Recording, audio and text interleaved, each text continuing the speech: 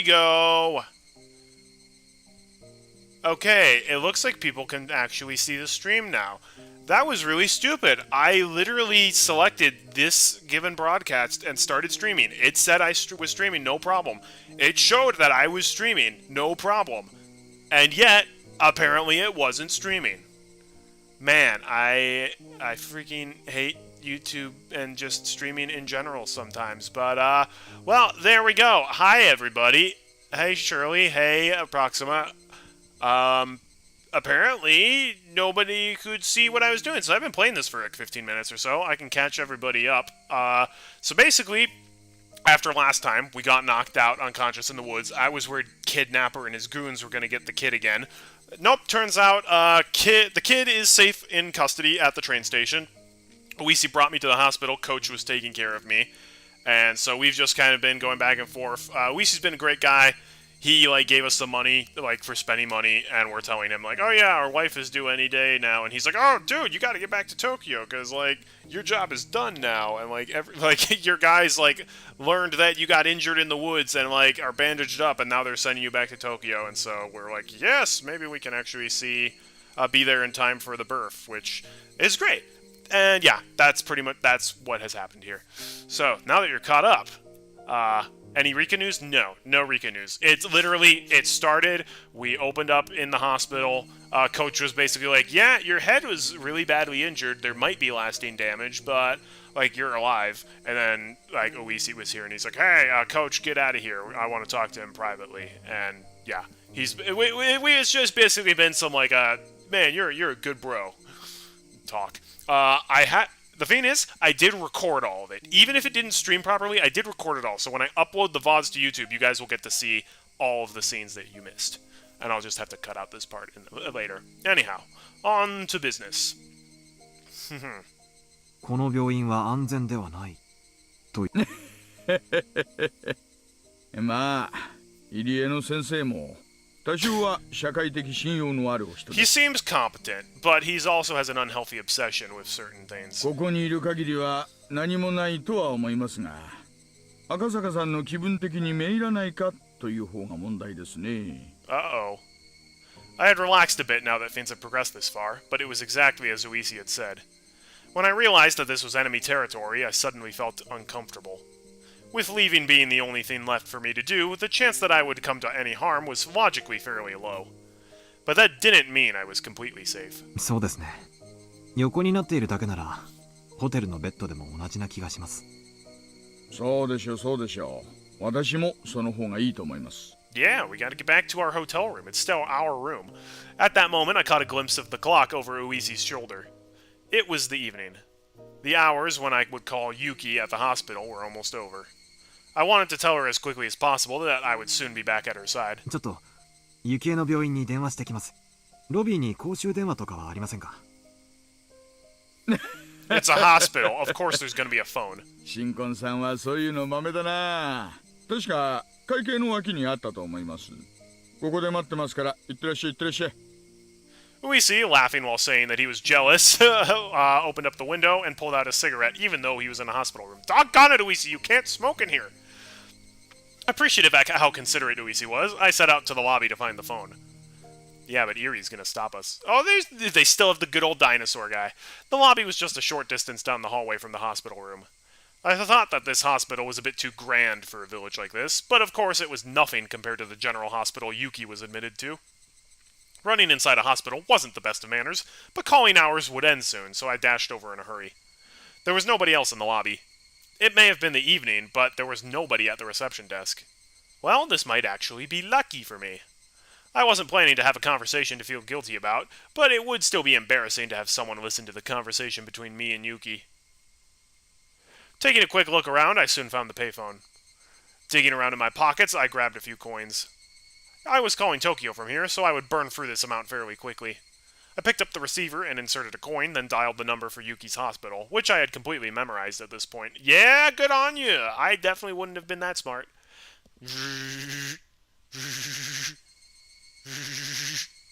The number for Yuki's hospital had a lot of 8s and 9s, so dialing it in inevitably took some time. Normally, I wouldn't be that big of a deal, but currently, any time was precious. However, I felt that something was strange as I was dialing in the number. I don't know exactly how to put it, but it was as if the receiver was too quiet. That unique white noise from the telephone line wasn't there. Oh, is Sissel going through the line? Somehow, I felt that I wasn't getting any feedback from the phone, and without feeling a response, I hung up the receiver to try again. The coin popped out from the return slot. I reinserted the coin and began dialing once again, but the receiver was still dead silent. なんだこれ。 Yeah, there are no nurses. It's Coach's clinic. Only coaches here. 断線でもしてるのかな。 While I was wasting time like this, the amount of time I had spent talking to Yuki had shrunk. I began to feel needlessly impatient. すみません。 I felt the presence of someone on the other side of the glass, so I called out. There was an immediate response, and a man who seemed like a pharmacist came over. はいはい。どうなさいましたか？すみません。この電話の調子がおかしくて、ちょっと見てもらえますか。 The man came over and tried testing various things with the receiver pressed to his ear. Come to think of it, this was someone who worked at the hospital, not someone from the phone company. Just as I didn't know much about phones, neither would he. あれ？なんだこれ？ The man held up the cord that connected the phone to the wall. It was completely severed. なんだこれ？ Who cut the phone line? Was it Jar Jar Binks? Doggone it, Jar Jar. 参ったな。 Yeah, I mean, Akasaka's just like, pain? What's that? My wife's gonna give birth soon. これじゃ電話会社の人に直してもらわないとどうにもならないですね。電話でしたら事務室のを使います？ I was about to say surely Uisi has a cell phone, but then I remembered the time period this was in. I still didn't want the people in the hospital office around while I was talking. 近所に公衆電話はありませんか。ここを出て道なりに行くと商店街に出ます。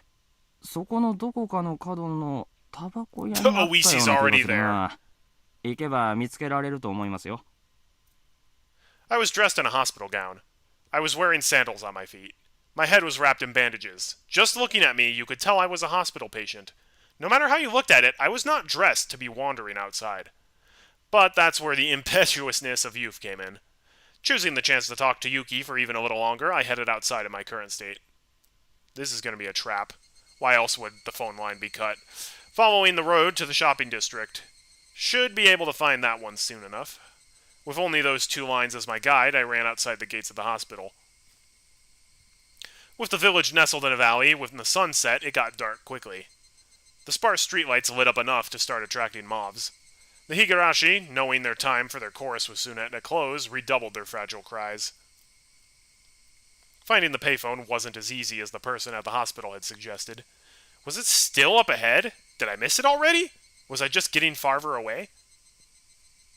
Just as I was about to be crushed by the wave of uncertainty towering over me, I found a shop on the corner with cigarettes written on a small sign. My joy spurred me onwards. Just as I had heard at the hospital, sat next to the counter of the cigarette shop was an antiquated payphone. I wasn't wearing a watch, so I didn't know what time it was. I probably didn't have much time left, though. But it was enough. Just as long as I could tell Yuki my job was done and I would be coming home soon. Picking up the receiver, I slid a coin down the slot. But I felt that something was strange, just like at the hospital. If somebody cut every single phone line, then somebody has a problem. Even after inserting the coin, the phone showed no response. I hung up the receiver and tried putting the coin in one more time, but there was absolutely no response. This phone was dead. It couldn't be. Thinking that, I felt along the cord that protruded from the back of the phone. Doing that, my hands found the end of a completely severed line. Who cut all the phone lines? It couldn't have just been Jordan. Maybe Super Grover is on this too. What is this? Having now had the same thing happen twice, my bafflement was accompanied by a sense of unease. It seemed that the cord had been severed cleanly by a sharp blade of some sort. And I may be mistaken, but it didn't look like much time had passed since it was cut. すみません。 I would just get out of there now. すみません。 Call a taxi. Hi, Mari. Welcome to the stream. Now that the stream is actually going. Opening up the booth window to the tobacco shop, I looked for someone in the dimly lit interior. Eventually, there were the sounds of somebody plodding down the stairs, and an old lady appeared. The old lady's plodding and lethargic steps, for some reason, only served to make me more frantic. タバコですかいね。小さまでねんと、わがねのしゃ。If this is Oreo. タバコを買いたいわけじゃないんです。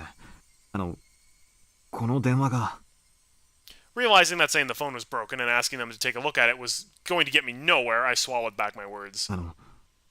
この電話が壊れてるみたいなんで Don't 別の get... 公衆電話があるところを教えてもらいたいので Dude, すが you don't see a pattern? He's gonna just be like, I'm gonna go down to each payphone and go down the trap until Oreo kills you. Clearly, the advertisers want everyone to buy mobile phones back in the 70s. Yep, we solved it. There we go. It's an alternate timeline where cell phones were invented a couple decades earlier. The old lady moved her jaw up and down slowly, as if chewing on the meaning of my words. It seemed that she wouldn't understand until she had digested things thoroughly. 電話壊れてますかいね。 It's either late 70s or early 80s. そんな難儀だわ。他の公衆電話を当たってください。 The old lady directed me to another payphone that seemed quite a ways away. Do not go there. Her way of telling me was so long-winded that I inadvertently started to get impatient. At that moment, I spotted a clock in the dim interior of the store. The minute hand was just about to point straight up. Even if there was a phone right here that I could use, I would probably only be able to tell Yuki good night with the time I had left. On top of that, my destination was a remote payphone which I didn't know the exact distance to. If I was of a normal state of mind, deciding to give up the phone today would have been a natural thought process. Do not be a big idiot and go to the phone. But at that moment, I had become somewhat stubborn for some reason. It's almost like this is a plot convenience, forcing you to go here so the plot can happen. Unable to use the phone in the hospital and coming out here and still being unable to use one. Also, Uisi's waiting for you. There was no mistaking that I had become quite insistent on using a phone. どうもありがとうございます。その電話ボックス探してみます。 Refusing her offer to draw me a map, I left the tobacco shop. Nobody's commenting that this guy with head bandages everywhere is very suspiciously, like, definitely not supposed to be here, but, like, still is. Like, what's going on here? According to the old lady, even though the phone booth was quite far away, it would be easy to find. Main chapters are 1983, this is 1978. Okay. If I followed this road straight down, I'd eventually find it. Sandals flapping as I ran, I couldn't help but laugh at myself. I'll admit that I was quite steadfast about calling Yuki. But there were days that when I was tired or busy, when I wouldn't call her. Even today, my entire body was covered with injuries and I was dead tired. On top of that, there wasn't much time left. It wouldn't be strange at all if today was one of those days I didn't call her. But having twice been foiled trying to call her, I became hot-headed about it. Was I like a dog who was being told to stay with a piece of food dangled in my face? 何やってんだろうな。 Yeah, probably just a normal day. We're definitely not going to get ambushed by Kidnapper and his goons. Even so, I somehow couldn't quell the uneasy feeling sitting in the pit of my stomach. It was like that with the hospital phone, and the same as the one in the tobacco shop. Both cords were definitely not severed from being frayed by long years of use. The clean cuts indicated that someone had taken something sharp and deliberately cut them. So why are you going to the next phone? But who, and for what reason? The more I thought about it, the more uneasy I felt, so I tried to push the thought aside. How much had I run so far? The scenery around me was no longer that of a shopping district, with residential buildings scattered about the lonely road. The surroundings had already grown dark. I was blatantly out too far for a quick phone call, and it was quite obvious I was far removed from the hospital. We're going to meet Rika, and she's probably going to be creepy again.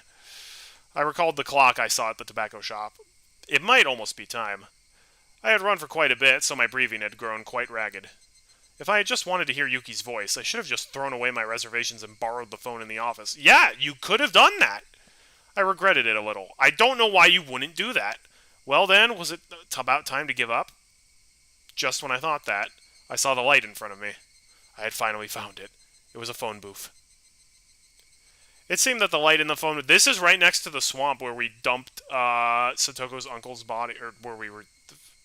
where we dumped the motorcycle. And, yeah. It seemed that the light in the phone booth had recently been changed, as it shone with a vivid white light. Although in the gloom of Hinamizawa, it was nothing more than a gathering spot for moths. But in any case, I had finally found it. As my hand touched the door of the phone booth, I realized that I was breathing and sweating heavily. I didn't know what time it was right now, but even if it was for just a moment, I might be able to get in touch with Yuki. Since I had spent all this effort getting here, turning back without even giving it a try was out of the question.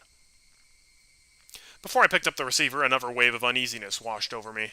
I was worried that this phone cord might be severed as well. How was the cord in the phone booth? Squatting down, I followed the bundle of cables as they ran along the corner into the ceiling. At a glance, nothing was out of the ordinary.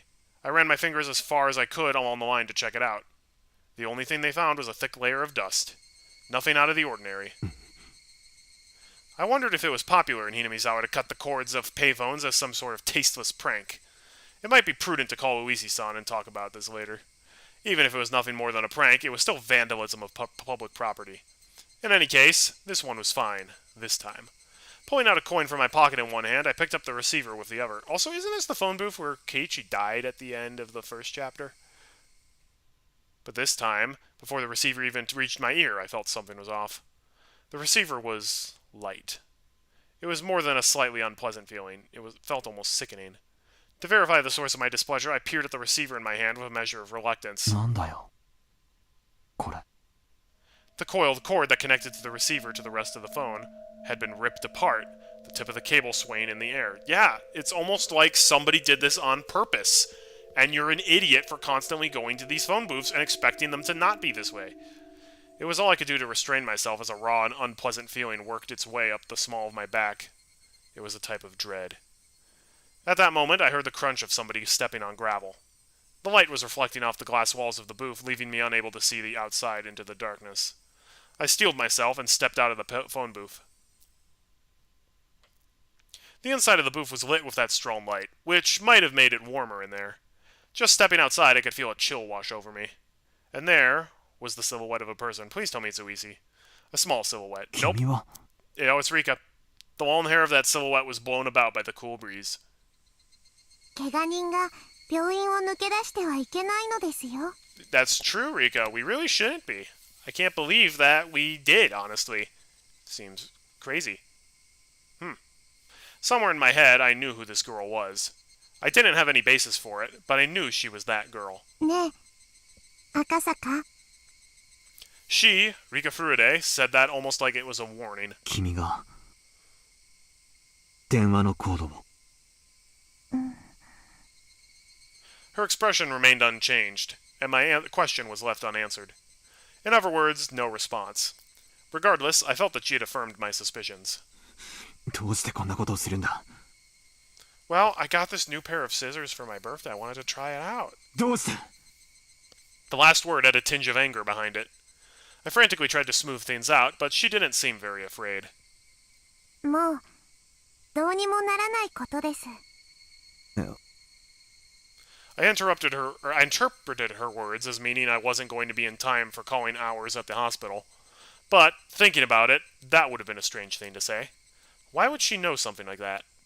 I could take what she had said to have any other meaning. She just stood there like a mannequin, not even moving an inch. Almost to the point that the wind wasn't occasionally rustling through her long hair, there would be the illusion that time had stopped. 赤坂が私を気味悪く思っているのがよくわかる。 Well, it's because you're talking like an adult woman when you're a kid, which is funny, because normally little kids in visual novels and anime are adult women that are trying to sound like kids. So this is a new one on me. ああいやそんなことないよ Oh, man. My denial came out like a bad piece composed for slam... okay, that was word salad. Let's try that again. My denial came out almost like a bad piece composed for a poetry slam, but her words were right on the mark. I had always felt something ominous and uncanny about her. Ever since her strange threats at the shrine. Gee, I wonder why. It's almost like that was evidence that something weird had happened. There it is. She had noticed that my expression was contrary to my words, seemingly laughing at the gap between them. 赤坂の怖がり。怖がってなんかいないよ What the heck is going on? Being laughed at by this small child didn't sit well with me. So I said that. もう電話を探しても手遅れの時間です。 I already cut every phone line in Japan. そうだな She didn't even have to say it. I was absolutely too late. I might have already missed calling hours even by the time I reached this phone booth. I was too late. I had no option but to give up for today. Once I decided that, my unhealthy obsession with the phone suddenly faded. Even I thought that it was strange that I was that obsessed. Maybe I don't want a daughter like Rika. No, I want a normal daughter. That strange obsession now gone, I began to laugh at how hopeless I was. I mean, just look at what I was wearing. It wasn't normal. A hospital gown and sandals. My head wrapped in bandages and my body completely soaked in sweat. It was a wonder that the old lady at the tobacco shop wasn't surprised to see me. Now, she sees people escaping from the insane asylum all the time. With wanting to hear Yuki's voice as my motive, I had traipsed around the town the entire evening. There's a word that we don't use anymore, traipsed. I didn't know whether to call it the follies of youth or simply plain embarrassing. In any case, it was all I could do but to laugh at myself. もうこれで今夜赤坂がすることは何もないです。そうだな。もう何もないよ。おとなしく病院へ引き上げるさ。That's not gonna happen. それがいいのですよ。病院への道はわかりますですか？ I do know the way to DMA. わかるつもりだよ。She waved her little hand as I began to head back the way I came. She began to follow alongside me. Looking at her face, I could see that she wore a mischievous smile, as if she was extremely interested in whether or not I would get lost. リカちゃんの家もこっちの方向なのかい？ No, it's the opposite way. You've been to her house. Well, kind of. なのですよ。こんな時間に一人で表を歩いてるとご両親に怒られたりしないかい？ My parents don't care. 別に怒られませんです。今日はご両親は忙しい日なので、 Oh, 僕のことなど忘れていますですよ。 that's sad. Hugs for Rika. それでも帰った方がいい。きっと怒るよ。それでも赤坂とおしゃべりする方が面白いのでいいのです。 Okay, Rika. She said that with a face free from worry as she looked at me once more and smiled. When she showed me that smile, the eerie feelings surrounded her faded. But even then, she was still as mysterious to me as ever. We arrived at the corner I had turned at earlier. But it was much darker than before, and with the point of view changed on the return trip, I wasn't very confident that this was actually the corner I turned at. There's no mistake, it had to be this corner. As I began to move my feet again, the girl grabbed me onto my clothes. 赤坂は病院へ戻るのではないのですか？ Okay, Rika, personal space, alright? もちろん戻るつもりだよ。道間違えた？ A short moment of silence. Eventually, still holding onto my clothes, she began to walk. It was the beginning of the walk to the hospital this mysterious girl would take me on. Oh, never, that's why she's getting close. She's like, "You're going the wrong way, you dipwad." Hey, Lackwit, you don't remember the way you came from? Jeez, you're almost as bad as that arty guy when he's playing Lethal Company. Or driving somewhere he's never been before. 電話のコードを切って回ってたのリカちゃんだろ？ダメだよ。もうしちゃ。It's just a harmless prank. Satoko taught me that. Oh, no. 僕には何のことかよくわかりませんのですよ。 Alright, don't look so embarrassed there, Rika. 本当にかい？ She tried to play dumb, but it was written all over her face.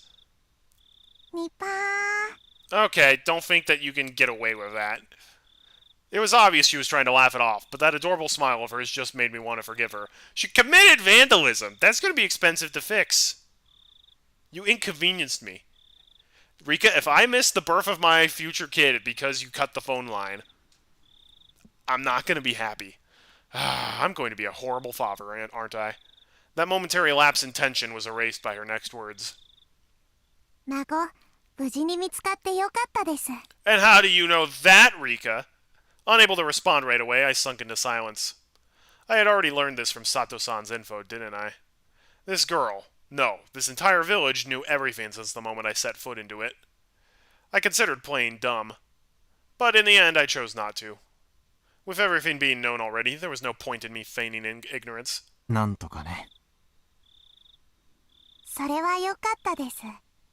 これで東京に帰れますですよ。 I really want you to go home. ありがと赤坂の怪我はひどいのですか？う。さあ、ひどいのかどうか、医者の診察を聞いてないからわからないな。Huh? Come to think of it, I vaguely remembered being told to lie down and take it easy for at least 24 hours. Yeah, Coach told you that, and you just ditched him at the hospital. He's gonna be worried sick. He's probably driving all over town like, where'd he go? Where'd he go? Like, it's on his head if something happens to you. Did that mean bed rest? 怪我人は病院を抜け出してはいけないのですよ。 Yeah, we got beat in the head with a rock 電話 multiple のコードだって times. 切っちゃいけないんだぞ。 True. 僕には何のことやらわからないのです。じゃあこっちだって何のことかわからないや。 I'm assuming she cut the phone lines because she wants us to just, like, go home. But at the same time, like, we were going to use the phone so we could go home. So, like, I don't want to get it. As we played dumb with each other, we both laughed at the same time. If somebody saw us laughing at each other like this, it would probably bring a smile to their lips. Well, you're also covered in bandages. 生きてこの村を出られる確率 Wow! は Alright, 高くあり Rika! ませんでした。僕は赤坂に死んでほしくはないので、生きて村を出る Rika ことが already で knows. き She's て like, everybody 嬉しい kills です。 people here. I played the first 3 chapters. リカちゃん、最初っから私の正体は知ってたんだろ？ She said nothing, but gave a firm nod. なら分かっていると思うけど、私たちはこの村の Not Rika. What's it Everyone about? loves Rika.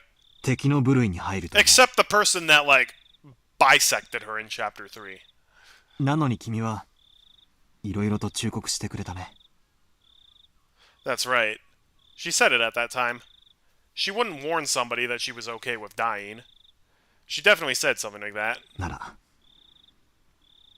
私は君に感謝するべきなのかもしれないね。 I read that with the completely wrong inflection. Let's read that one again. She wouldn't warn somebody that she was okay with dying. The somebody that was okay with dying is not she's okay with dying. It's the somebody was okay. She was okay with the somebody dying, not she was okay with herself dying. 感謝した方がいいのですよ。僕は命の恩人なのです。 Okay, Rika. Saying that, she puffed up her chest proudly. She said it jokingly, but the meaning behind those words was quite heavy. That was because whether I lived or died, which is a decision that might have been made in a place unbeknownst to me. She said those words with such an adorable smile that it took a few moments of silence for their weight to settle in. Okay. I'm never going back here again, even though there are 4 chapters still to go. I'd been to this place before. The Guardian's office was there. It was the stone steps leading up to the Faraday Shrine. When I passed by before, I was so focused on finding a phone booth, I hadn't realized where I was. 確かこの神社がリカちゃんの家だったよね。まあ、そんなものです。 Looking up at the shrine grounds, it was brightly lit, and energetic voices could be heard. What was going on? 今日はお祭りの日なのですよ。 Is it Watanagashi? お祭り？ひなみ沢村の唯一で一番のお祭 It り。 is Watanagashi. 綿流しのお祭りです。 We gotta get the heck out of here before we die. Or 綿 disappear. 流し？祭りなんて名ばかりのつまらないものですよ。見ますですか？ No! I do not! She asked bluntly. But, seeing that I looked interested, she climbed up a couple of steps and motioned for me to come. I was only going to go back and sleep anyways. If I had nothing else to do, it might not be a bad idea for her to go with her on a little detour. Or it absolutely might be, since she was just talking about how it's like, you're pretty lucky that you didn't die. Everyone in this village hates you and wants you dead. Let's go to the village festival. Alone. Without telling anybody where we are. We see smoking the world's longest cigarette in the room. Coaches who knows doing what, still driving frantically around town like, where is he? Where is he? Oh my gosh. In the hostile territory that was this village, I didn't know what would happen if I ventured down a side road without Uisi. Even though I thought of the village like that, when I was with this girl, I forgot all about it. That's a problem. In any case, even without anything to back it up, I felt as long as I was with her, none of the ill will from the village would befall me. Uh-huh. Sure. That's why, even though I knew my cover was blown, I had strangely no qualms about setting foot into the heart of the Onigafuchi Guardian's territory. Climbing up the grounds of the shrine, I could see that there were about 3 pavilions set up, with meeting tables and folding chairs. The old folks from the village, no, the executives of the Guardians, were already quite drunkenly sharing another round of drinks. I could only see it as people from the village council drinking while enjoying the evening air. At the very least, it was certainly quite different than any festival I'd ever seen. ね。つまんないお祭りでしょ。これは確かにお祭りには Did 見え they ない like ね。 massively improve the festival over the years? 大昔からずっと続いてきたお祭りですが、見ての通り、すっかり寂れてしまったのですよ。As if to chide the old folk, she said that while looking at them with an exasperated expression. You really couldn't call this a festival anymore. It was just a bunch of neighbors getting together to drink under the guise of a festival. これじゃ祀られる神様も気の毒だな。 Nah, don't feel bad for Oyashiro-sama. こんなみっともないお祭りも、5、6年もすると村中が総出でやってきて。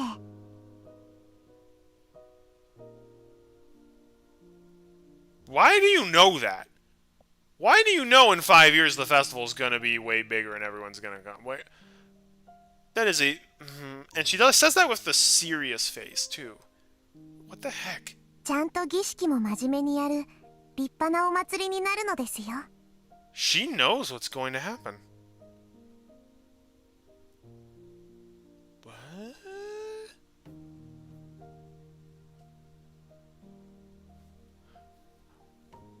What she said was not so much wishful thinking as it was telling of a future that had already been determined. She wasn't even predicting it. It was almost like she was simply reporting the results. That's how it sounded. Even though it was baseless speculation, the way she said it wouldn't let me interject. It was the same way she talked when she changed. While I struggled to find the words to reply to her, she wandered over to the other side of the grounds, not minding me at all. She's clairvoyant or like a seer? Or something. Maybe a time traveler. Then again, I feel like it's very bold to inject time travel into a story that's already like a decent ways through it. I generally advise against doing that. If you're going to make a time travel story, put time travel in it pretty much right away. Otherwise, it's going to feel like a huge cop-out.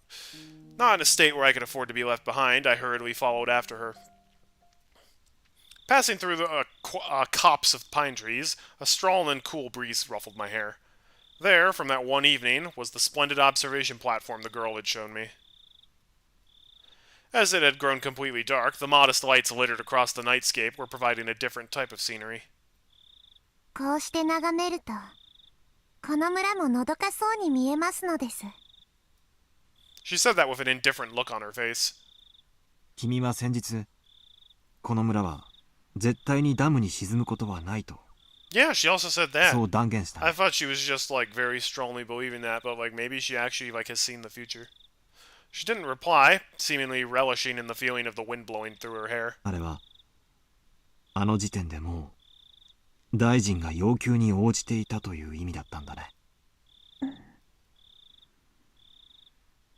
She spun around, her gaze meeting mine. But she said nothing. She spoke nothing that would neither confirm nor deny what I had just said. 多分今回の事件は闇から闇へ葬られる。本庁上層部は多分大臣のスキャンダルが公になってトラブルになることを望まないと思う。さもないと、孫を殺すぞと脅したに違いないのです。で、大臣との交渉が成功し、孫は解放された。孫を助けたのは赤坂ですよ。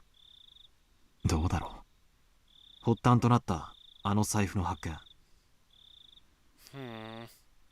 あれ自体がすでにできすぎだったよ Yeah, う we に still 思 have the う。 mystery of the wallet. Ever since the moment the wallet was discovered, I felt something was odd. Uisi said it as well, that the Sonozaki family had given the order to release the hostage, meaning that our little manhunt was a farce to begin with, except we actually died in the bad ending. So that doesn't track. Come to think of it, I was punched, kicked, and had a gun pointed at me. I felt like they had put up quite a fight, but maybe that was all part of a good performance. Once the negotiations were successful, they couldn't just say, "Here you go," and return the minister's grandson right to his doorstep. They knew that the public safety had realized that this was a kidnapping case and were moving in on it. That's why, due to the actions of public safety, the grandson was able to be rescued safely. So the minister didn't give in to any unreasonable demands. That type of performance was necessary. 僕には難しいことはよくわかりません。同感だな。私にだって難しいことはよ It's くわ also からない。 because you had your head bashed in with a rock multiple times. だが一つ確実なことがある。君が言った通りってことさ。この村はダム湖になんか沈まない。ダム計画なんてそのうちなくなってしまう Akasaga's っ like, て I ことさ。 decided I'm gonna kill the foreman. Because he cheated at Mahjong. Imagine this like entire conspiracy. He's like, oh man, it all started with like, you know, the foreman of the dam construction got like brutally murdered. Like the villagers were totally in on it, and like they're starting this crazy curse feed. And it's like, no, actually, Akasaga did it because he was mad the guy cheated at Mahjong. That would be so anticlimactic, but kind of hilarious. That wasn't something an officer of the law should be saying. But I naturally let those words slip from my mouth. This village may have stirred up all sorts of trouble, but that was because they were protecting their homes. If someone just decided by themselves that I had to leave the house I was used to living in, I would resent them as well. On top of that, it wasn't a place like mine where I just happened to be renting it, but a place that their families had lived in for generations. I might be ignorant to call their desperate resistance an overreaction. I might not really be qualified to criticize politics or bureaucracy, but deliberately building a dam on land that was loved by its residents wasn't something I could get behind. でもよかったじゃないか。 Hey! どうしてですか？ There she is. I don't know why we need the weird, like, slight upskirt thing, but alright. 少なくともこれでこの村に平和が戻るよ。 This game really, really likes diagonal CGs, I've noticed. Like, I can't remember a whole lot of CGs where it wasn't this crazy, like, diagonal angle here. Are they just, like, showing off, or did the developer just, like, nah, this is really artistic and cinematic? Even though the minister promised to use his considerable influence to cancel the project, it would probably take more than a few months before it would be completely scrapped. At the very least, it would probably take 1 or 2 years. For the villagers to officially hear that their village wasn't going to be submerged at the bottom of a dam was still a ways away. But it was no mistake that the promise of peace returning to the village was there. It turned out, from the beginning to end, that it had already all been decided. It was just as the girl had said. It was decided. There wasn't really a need for me to come here in the first place. True! I don't even know why you did! There was absolutely no need for me to come here and aggravate an unpleasant situation. If I had never come here, then the grandson's release might have been done in a more amicable manner. 平和がこの村に？ When I nodded, she laughed as if to admonish me. But her face remained indifferent, expressionless. Uh-oh. And then her eyes narrowed slightly as she snickered. Okay, Rika. I don't like the condescension from, like, a 5-year-old. これから毎年血生臭いことが Okay, 起きる yeah, の no, she knows the future. リカちゃん何の話だい？ Okay, I'm now starting to believe the theory that she might be Oyashiro-sama, like, reincarnated or whatever. Because she seems to have this, like, clairvoyant, omniscient knowledge. At least as far as Hinamizuno is concerned. And we saw a very slight glimpse of this in Chapter 2. When she was like, when she, like, kind of knew what was going on. It was like, don't worry, Keiichi, I'll take care of it. But then she died. So. As the wind blew her hair about, the girl, as if taking pleasure in that I was the only one who didn't know, continued to snicker as she looked at my face for a while. 私ね、あと何年かすると殺されるの。 Yeah, she's just admitting it. Huh? Backlit by the moon, it was hard to tell if her expression had been cast in the shadow was smiling, amused, or resigned. リカちゃんがどうして？とても不愉快なことだけど、それも多分決まってることなの。決まっているって誰がそんなことを決めるんだい？それを私も知りたいの。 Turning back to face me, she showed me a resolute expression for the first time. And after staring into my eyes for a moment, she turned back to gaze at the scenery before she spoke her next words. ここは人の命を何とも思わない連中でいっぱいです。これを伝えても何も変わらないかもしれないけど、でも死という月を映す水面をかき消すためなら小石を投じることもあるかもしれない。 I still can't figure out why she can sound like an adult woman, though. Unless that's just, like, Oyashiro-sama's voice or whatever. I had no idea what she was trying to say. Neither do I, really. It's just, I had to listen to every word with my body and soul. Or at least, that's what I thought. 来年の今日、そう、昭和54年の6月の今日、ダム現場の監督が殺されます。 For a moment, I couldn't comprehend what she was talking about. By the foreman, did she mean that gruff old man I played Mahjong with? 殺されるって。どうして。 She didn't answer. But she had the same expression on her face as she did when she declared that the dam project would go away. Yeah, she doesn't seem like malevolent and evil, she just seems like matter-of-fact, like I know what's going to happen. That wasn't the face of somebody making a forecast or a prediction. It was something that was already decided. No. It was as if she was already reporting the results. That sort of expression. 恐ろしい殺され方をした後、体中をバラバラに引き裂かれて捨てられてしまいます。バラバラ殺人。その翌年の昭和55年の6月の今日、聡子の両親が突き落とされて死にます。 He's like, who the heck is Satoko? Satoko? It was the first time I heard that name, but I didn't have the courage to interrupt the girl's story. あるいは不幸な事故。 The girl smiled faintly, but she wasn't exactly encouraging me to smile alone with the lifeless look in her eyes. そしてさらにその翌年の昭和56年の6月の今日、私の両親がそしてさらに翌年の昭和57年の6月の今日、聡子の意地悪おばが頭を割られて死にます。そしてさらに翌年の昭和58年の6月の今日、あるいはその数日後か、私が殺されます。 That didn't happen in Chapter 1, though. She died in Chapter 2 because Mion and or Shion, I still think it was Shion, murdered her. And then in Chapter 3, she died because some unknown entity, like, disemboweled her. すべての死が予定調和なら。 Rika, have you been hitting the drugs a little too hard? Because we still have the mystery of the syringe that was in your pocket in Chapter 2 as well. 最後の死もまた予定のうちなのでしょうか。 But that's the thing, like, all of these things have been happening normally, but then the last one just keeps changing. でもならばこれは一体誰の予定なの？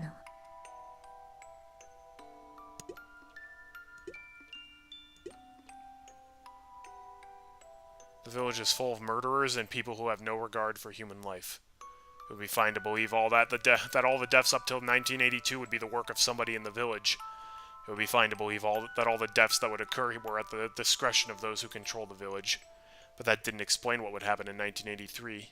There was no way that the last death would fit in with anybody's plans. They had no regard for human life. They would use every means at their disposal to meet their goals. But their goals were at odds with the last death.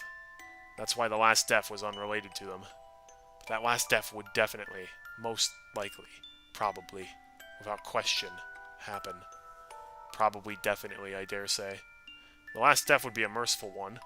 A handkerchief or something being placed over their mouth, making them lose consciousness never to wake up again. Is this Akasaka saying this? Or is this Rika thinking this? Exactly whose plan was that? 私は幸せに生きたい。 You don't believe it's the Sonozaki's? It definitely was in Chapter 2! Like, 100%! They literally had, like, a torture room under their house. 望みはそれだけ。 Okay, Rika, well, change of plans. We can adopt you. 大好きな友人たちに囲まれて楽しく日々を過ごしたい。それだけなの。それ以上の何も望んでいないの。リカちゃん。死にたくない。The girl, stoic as ever, let those last words slip in the end.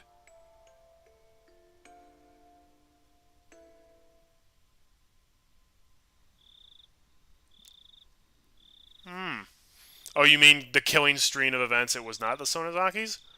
I mean, the game is definitely leading us to believe that, which means that there's probably going to be a twist that is like, it wasn't. It was Scooby-Doo and his nephew Scrappy the whole time. Wooby wooby woo. Eventually, we were discovered by some drunks. The girl, as well as I, were dragged back to the festivities. Everybody was completely drunk, so even when they saw my head completely wrapped in bandages, they wouldn't let me leave. Well, certainly, if I was in a good enough condition to slip out of the hospital, it must not be that serious. The girl was mingling with everybody, being pampered like a kitten. Her expression was adorable, nothing like the one from just before. Predicting her own death and whispering that she didn't want to die. Having said that, having a silly and lively conversation like this, it was hard to believe that these people were the core of an extremist resistance group. Does Rika's parents know that she's like this? Or is she just, like, living this secret life of, like, knowing everything? Even if it was a shell of its former self, it was a festival where people in the village gathered. So the 20-some-odd folk here should have included some of the village executives and other important members. Among those, there was no doubt that there were members that were at the Sonozaki family council in attendance. Meaning, even if we never met face-to-face before, there were people here who knew my identity. In a small village like this, they knew of the faces of all the villagers that lived here. That's why, without even saying anything, it soon became obvious that I was an outsider. But they actually seemed interested by that, asking me all sorts of questions about Tokyo. Drinking while musing on the faint relationship the city had with the villagers and emphasizing with the rather meager environment. The confidential talks with the minister were finished. His grandson was in police custody, everything was over. I might not have to be put in another perilous situation. You still probably shouldn't be going around boozing it up. To me, they were my only adversaries because of my job. Or they were only my adversaries because of my job. Outside of that, there was no reason I couldn't be friendly with them. Sure. The next time I visited this village, would it return to being a tranquil and beautiful place? If that happened, I might be able to take a relaxed walk around the village with her again. My cup was once again filled to the brim with beer. The ultimate medicine, right? By the time I was able to get away, it was the middle of the night.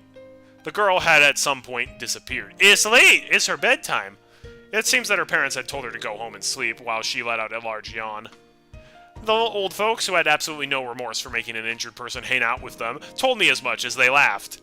I was just there drinking, so I had to help a bit with the cleanup. However, my help was refused on the grounds that I was a guest. On top of that, they had a car prepared to take me back to the hospital. Who's driving? Losing the battle against my sleepiness inside the car, I was sound asleep until we reached the parking lot of the hospital. They actually drove me here. Okay. The front door of the hospital was naturally locked at this hour. I wandered around bewilderingly, searching for a back entrance until somebody on night duty found me out and let me inside. Uishi's still smoking in the room. That's a good question. I don't know. He was driving around town all night screaming where you were.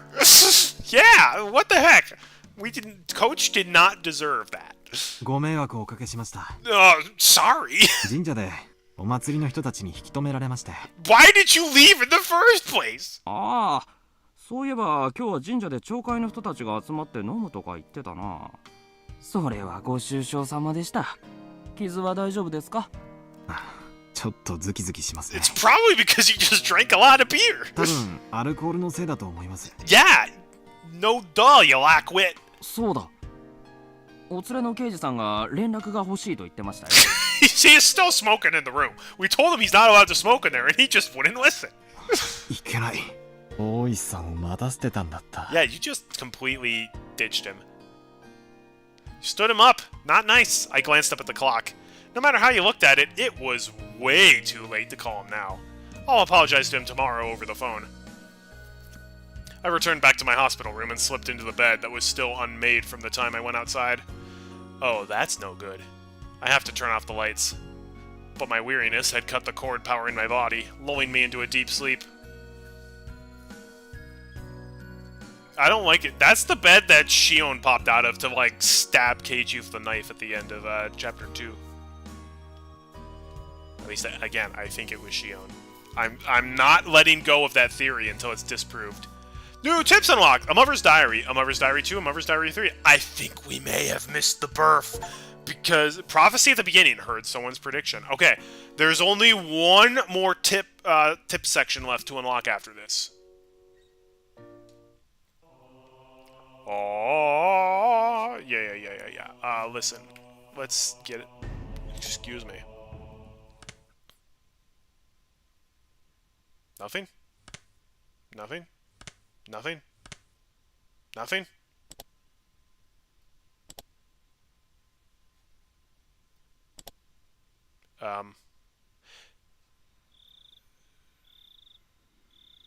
I'm sorry. Did it just go back? Did it just start the new chapter? I did not tell it to start the new chapter. I wanted to go to the hints. Or the tips. No!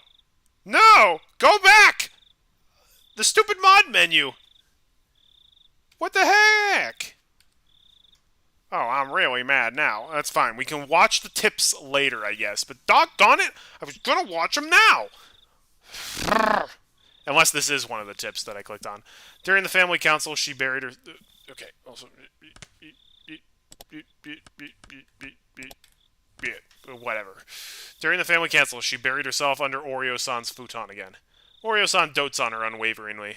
No matter whatever insolence my child commits, she doesn't mind. It's almost as though my child is a kitten or something. Oreo dotes on her exactly like you would with a kitten. As her mother, I chided her for doing that.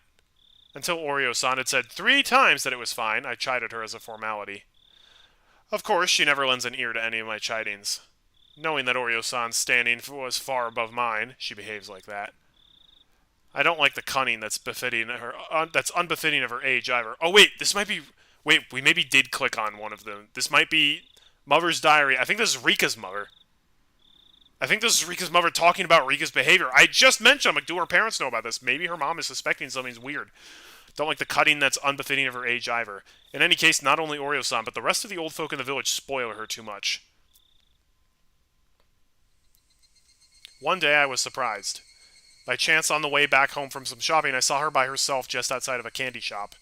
My own child suddenly grabbed a snack, opened the package right there, and then started eating it. She didn't make any attempt to pay for it, and she didn't even think of looking around. It didn't even feel like she was shoplifting, more like she was just brazenly eating snacks that was offered to her. When I began to admonish my child, the elderly shop owner appeared and covered for her. The owner gave the ridiculous excuse that he had said it was okay for that child to eat any of the snacks out by the entrance, so it was fine. When I tried to pay for the snacks that my child had eaten, the owner refused my money. During that exchange, more old folks had suddenly gathered around, and it began to feel like I was the one in the wrong. The elderly people all put their hands together reverently in front of my child and repeatedly voiced their respects. I was born into the Furude family, so it wasn't like I didn't know why she was being treated specially. When I was still young, it was something I often heard from my grandmother.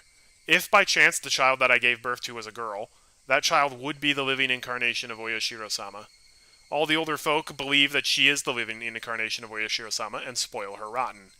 And not only did they spoil her, but they even told her that she was the living incarnation of Oyashiro-sama.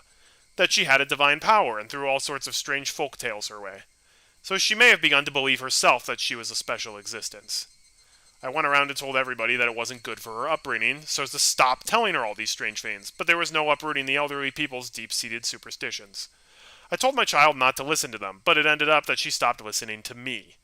Between all the old folks in the village who would dote on her and myself, who only scolded her, there was no wonder who she would listen to. There was no mistaking that the reason she had become strange was because of the elderly villagers. There was no doubt that they had shoved her full of strange folk tales and superstitions since she was young.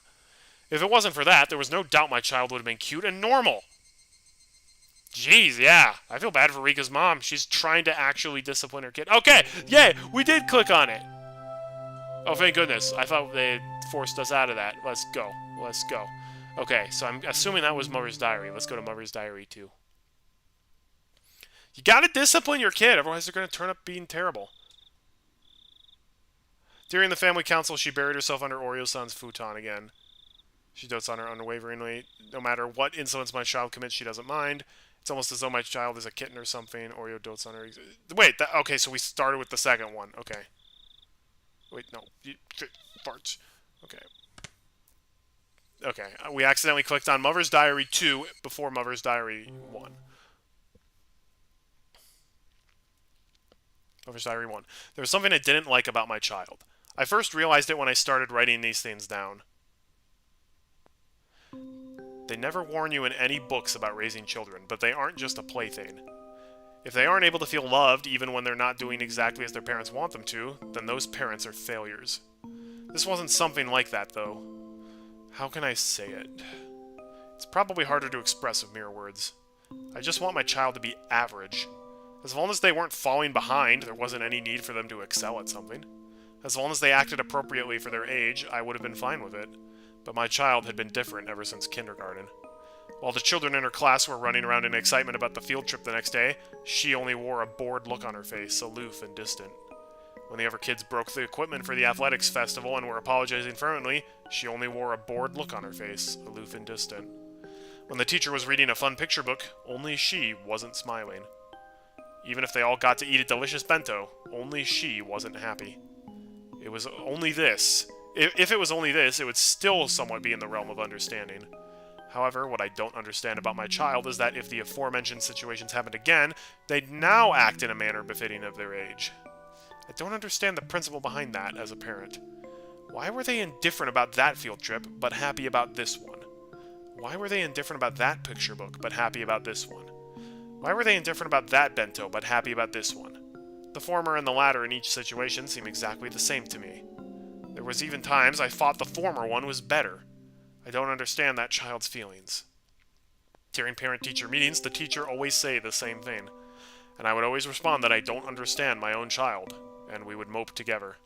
My husband, always the optimist, once said that a young child's feelings are different from an adult's, so if there were some things we didn't understand, we shouldn't worry about it. I lament his lack of urgency. One day, when I was in a good mood, I took the effort to prepare a menu that my child would enjoy, but she only smiled with a vague expression of disinterest. This attitude frankly made me angry, so I hit her on the head. On a day when the weather was nice, the laundry I had just hung up to dry was blown by a large gust of wind, causing the entire line to fall down. But she, watching me try to pick up the laundry in a panic, stood there laughing. That attitude frankly made me angry, so I hit her on the head. I think the same sort of thing happened countless times. Before I knew it, my child was only able to look at me with an indifferent expression on her face. I regret the fact that I've been a bad mother. Thinking I should regain her trust, I thought to get it back little by little with some light interactions. Seeing her do some sort of craft work on the veranda, I called out to her. ここ数日、気持ちのいい晴れの日が続いて、気分がいいわね。That child, with that indifferent look on her face I hated so much, looked up at me for a moment, then without a word returned to immersing herself in her craft work. Up until now, I would have hit her on the head just for that. I held myself back. 何を作ってるの？お人形さん？てるてる坊主。 The child was using inserts from the newspaper to deftly make some weather charms. The forecast hadn't called for rain. But that child, in her own way, was praying that these sunny days would continue. Being able to understand my own child for the first time in a while, I couldn't hide my own happiness. Bringing out a ball of yarn, I began to hang my child's cute weather charms from the eaves of the house. ダメよ、リカ。頭が重すぎるから。ほら、逆さてるてる坊主になっちゃったわ。これじゃ、晴れじゃなくて、雨になっちゃうわよ。When I started to take them down, my child tugged at the hem of my shirt as if to stop me. 逆さになるように作ったのだから、それでいいの。でもリカ、てるてる坊主が逆さじゃ、晴れのおまじないにならないわよ。雨が降るようにおまじないをしているから、それでいいの。I desperately suppressed the emotions welling up inside of me. I was trying desperately to understand my child. そっか。お庭の朝顔が晴れ続きで元気がなくなっちゃったから。 Rainy days can be fun. 雨が欲しいわね。 I like hearing the sound of rain, alright? Rika's mom, Mrs. Furaday, I don't know what your name is. Hey, Rick, how's it going? I'm doing pretty well. Trying to make sense of what's happening and kind of failing. I'm pretty sure Rika is clairvoyant, so, that's interesting. Or not even clairvoyant, just a seer. That's it. That child turned to me with the expression that I hated the most. 晴れにね。飽きたの。 Boring. I don't understand. I don't understand. I just can't understand that child. What is wrong with that child? Oliver's Diary 3. Oh, nice. A-Rod, eh? One sunny parent-teacher day. There was a cooking class, and my child was making curry rice with a practiced hand. While the other children her age were awkwardly using their kitchen knives, that child was wielding hers deftly. The teacher approached me with a smile on their face, saying it must be the result of learning it at home. I managed to play it off with a vague smile and a nod in response. That was because I had never once taught my child how to make curry rice. Even then, she was peeling vegetables with a practiced hand and adding them into the pot in the order of which it took longer to cook. For a normal parent, they might unintentionally clap their hands together, happy at their child's actions. But in my case, it was different. There was no mistaking that somebody had taught her how to make that curry rice when I wasn't taking care of her. Thinking that, I quietly fell into an unpleasant mood. When I asked, it seemed that she could also sew and do the laundry. I had never taught her how to do those, and again, never saw her do it around the house. Be it cooking or sewing or the laundry. Again, that was probably because the elderly villagers taught her all sorts of rubbish when I wasn't looking. And not only that, they probably taught her all sorts of strange superstitions, like trying to prop her up as the living incarnation of Oyashiro-sama. I said as much to my husband, suggesting that we should keep our child away from the elderly folk. But my husband, who was in the position of being the head priest of the Furude Shrine, had little power against the elderly who supported it. Is the game Japanese? All the voice acting is in Japanese, but it's translated to English. That's the way I think most visual novels are, honestly. It's mainly a Japanese thing. He took the rather uncommitted stance of saying that as long as she was being doted upon, wasn't it fine? Well, you don't want your child to be spoiled. I argued against that. That she was our child, and she should be a completely normal girl. That what the elderly were expecting, that she was the living incarnation of Oyashiro-sama, was simply odd. Yeah, I mean, I'm with Mrs. Furude here. Something's going on here. The elderly villagers believe that child has divine powers. Well, she does. We would discuss the weather for the following day, but there were many times when I left the house without an umbrella and came back soaking wet. Rather than having clairvoyance, that was just secondhand knowledge from her watching the news all the time. The things that she knew that she shouldn't have known were just the result of people who were trying to indoctrinate her and the people who were gossiping getting together in the village. However, there were certainly days when everybody thought it was going to be sunny all day, and that child would stubbornly not go out without an umbrella. It would occasionally rain, and in the end, we would be saved. There also might have been times where Rika knew of major accidents in foreign countries faster than the news did. I thought that she must have heard it over the radio or something. Knowing things she shouldn't have. Something like that. Was in front of me right now, wasn't it? That child was making curry rice when there shouldn't have been anybody who taught her how to. No, that couldn't possibly be the case. Somebody had taught her, indoctrinated her. When I wasn't taking care of her, somebody had indoctrinated Rika with something. Come on, show us Teacher Sprite! Don't tease me with having teacher her and not show us the Sprite.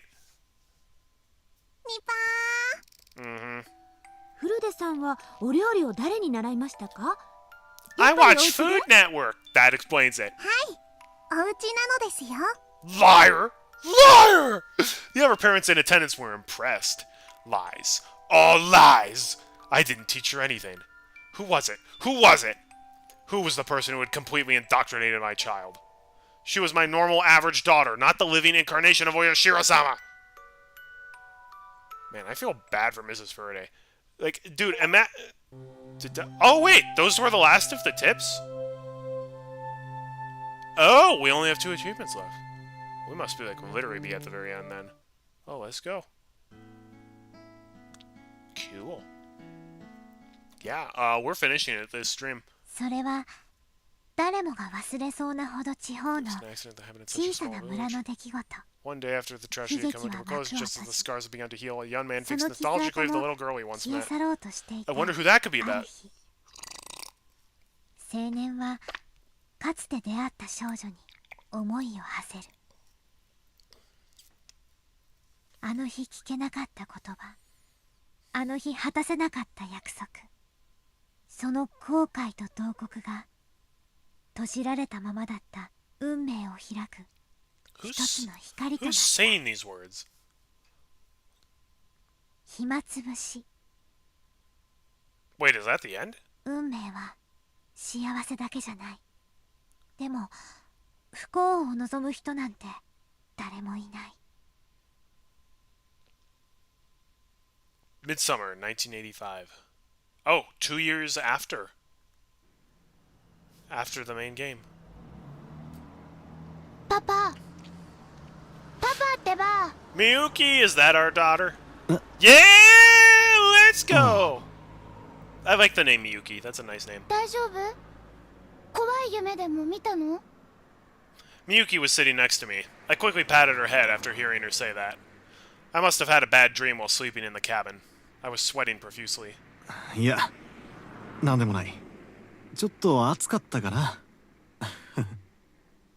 I tried to wipe away the sweat while answering, and looked around for a handkerchief or a towel.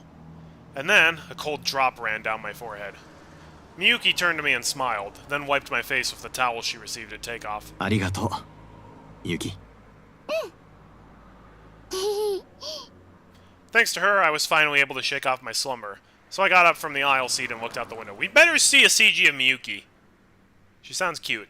I wrapped my arms around Miyuki in the window seat and listened to the noise as the land and the sea blew past us before our eyes. 北海道だ。でっかい道。北海道。 Then the plane gently turned before entering the airport runway.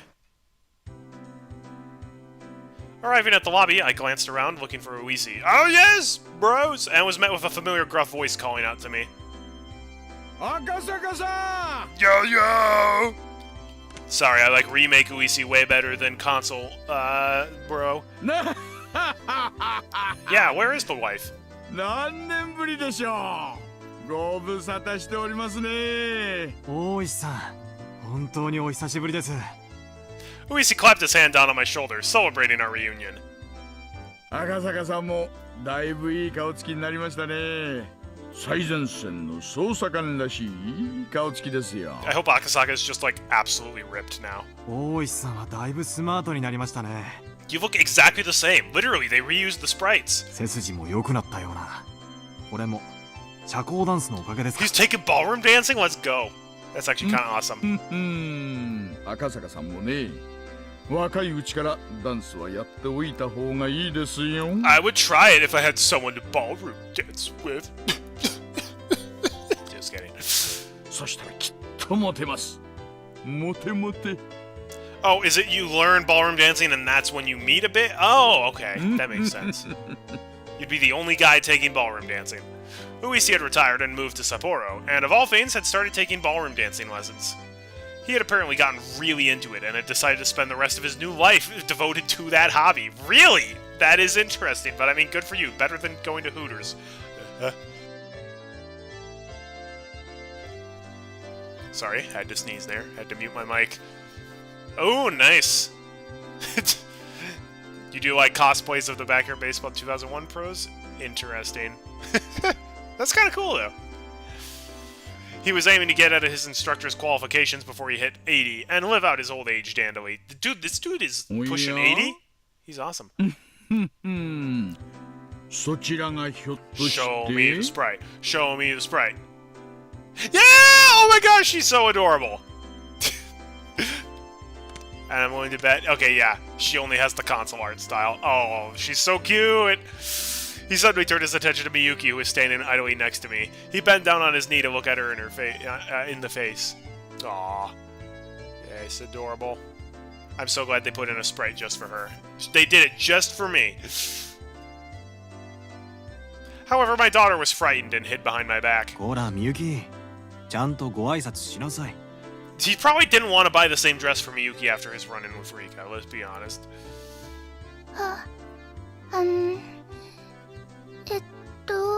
She was staring at Uisi with a dubious expression while tugging at the hem of my shirt. He is huge. She's usually not this shy. I wonder what's wrong. すみません。いつもはこうじゃないんですが。いいんですよ。おじさん顔が怖いからな。よかったらお名前を聞いてもいいですか？赤坂みゆき。Oh. 7歳です。こんにちはです。いいお返事です。さすがは赤坂さんの娘さんですよな。Ah, this is wholesome. I like this. Will this be the first chapter to not have a thoroughly depressing ending? Uisi gently stroked Miyuki's head and smiled as though she were his own grandchild. After finally seeing that, Miyuki smiled in relief. Shortly afterwards, Miyuki told me that she was just doing what I had told her to do, be careful around strangers. Uisi overheard that and left out a hearty shaking his body while laughing and walking away. That's the Ganondorf laugh. I let myself into Uisi's car and we headed out towards the hot spring inn. I had originally intended to crash at Uisi's place, but Uisi was quite obstinate that his home wasn't suitable for that, so it came to this. And he probably has Hooters merchandise all over the place. Yeah, where is Yuki? Come on! At the inn, we relaxed while soaking in the hot springs, then ate a delicious feast until we were full. Miyuki had a little of the Mongolian barbecue and was delighted with it. Well, heck yeah! Mongolian barbecue's amazing! After our bellies were swollen, Miyuki grew sleepy and went off to bed. Then Uisi and I had reminisced about the time we'd played Mahjong together in Hinamizawa. It seemed that to celebrate our reunion, Uisi had looked for people who could play. But unable to find a suitable candidate, we had to give up on putting together a table.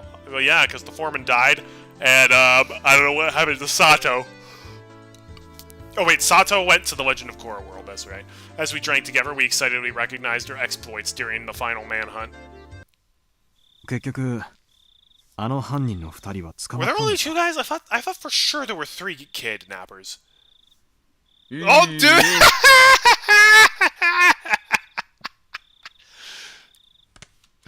Oh my gosh, why does Kimono Uisi kind of slap? Oh, Dane! Oh wait, shoot. He actually looks super cool in the console art style here.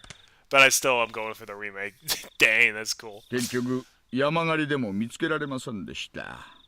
多分村にかくまわれてから海外か遠方でほとぼりを冷ましてるんじゃないかと思いますね。 Oh, is this where we're gonna learn that all of Rika's predictions were true and we're gonna be like, she could see the future? To be continued. 大石さんは確か犯人の銃の一丁を奪いましたよね。あれからは Oh yeah, that's right. He 海 did. 外の軍用拳銃でした。関西系の暴力団組織が大量に密輸したうちの一丁でしょうな。戦場痕を調べましたが他の事件とのつながりは何も出ませんでした。 Darn. そっちでは？私はあの後しばらく現場を離れましたのでよくは知りません。結局全部闇の中ってことで決着したようですがね。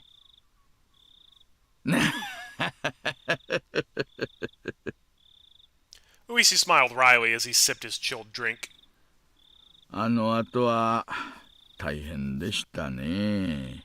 今年で7年ですか。ええ。先日7回忌の法要がありました。 Oh no. 岐阜とも最近は疎遠でして。 Oh no, sounds like Yuki died.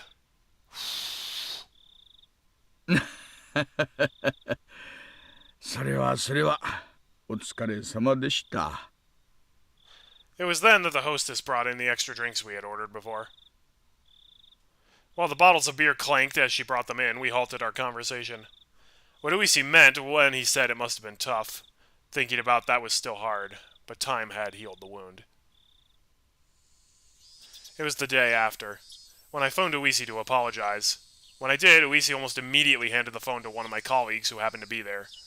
Not only was I injured in the brawl with the suspects, but I disappeared to drink late into the night without leaving any sort of contact information, so I thought he'd definitely be mad. However, all he said was that it was something he couldn't talk about over the phone, and that I should come to the station as soon as possible. Oh... Did she die in childbirth, and is that why Rika cut the phone lines? Because she knew it would happen? If so, Rika, that's kind of messed up. At the time, I could only think of what that he must have been really pissed off. But when I arrived at the station, he said this. 君の奥さんが事故に遭ったらしい。 Uh-oh. Having no idea what happened, I borrowed the phone to contact the hospital Yuki was staying at.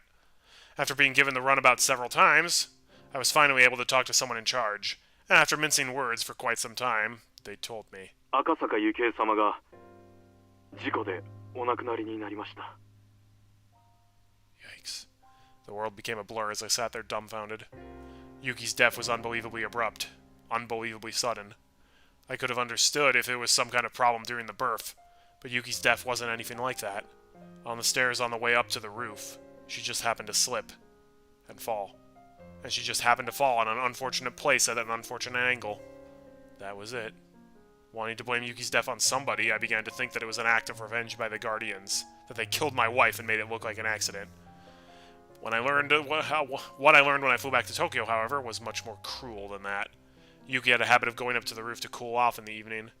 There was an elevator up to the 7th floor, but from there you had to take the stairs to get to the roof. Even late in her pregnancy, when the evening came, she would always head up there. Her father had always said not to push herself, but Yuki insisted that until the time she had no choice but to stay in bed, she should be allowed to do as she wished. However, I had never once seen Yuki go up to the roof. I only heard that from her father and the nurses. That was because whenever I visited her, she would spend that time with me instead. I heard the reason why Yuki went up to the roof from a nurse is she had become friendly with.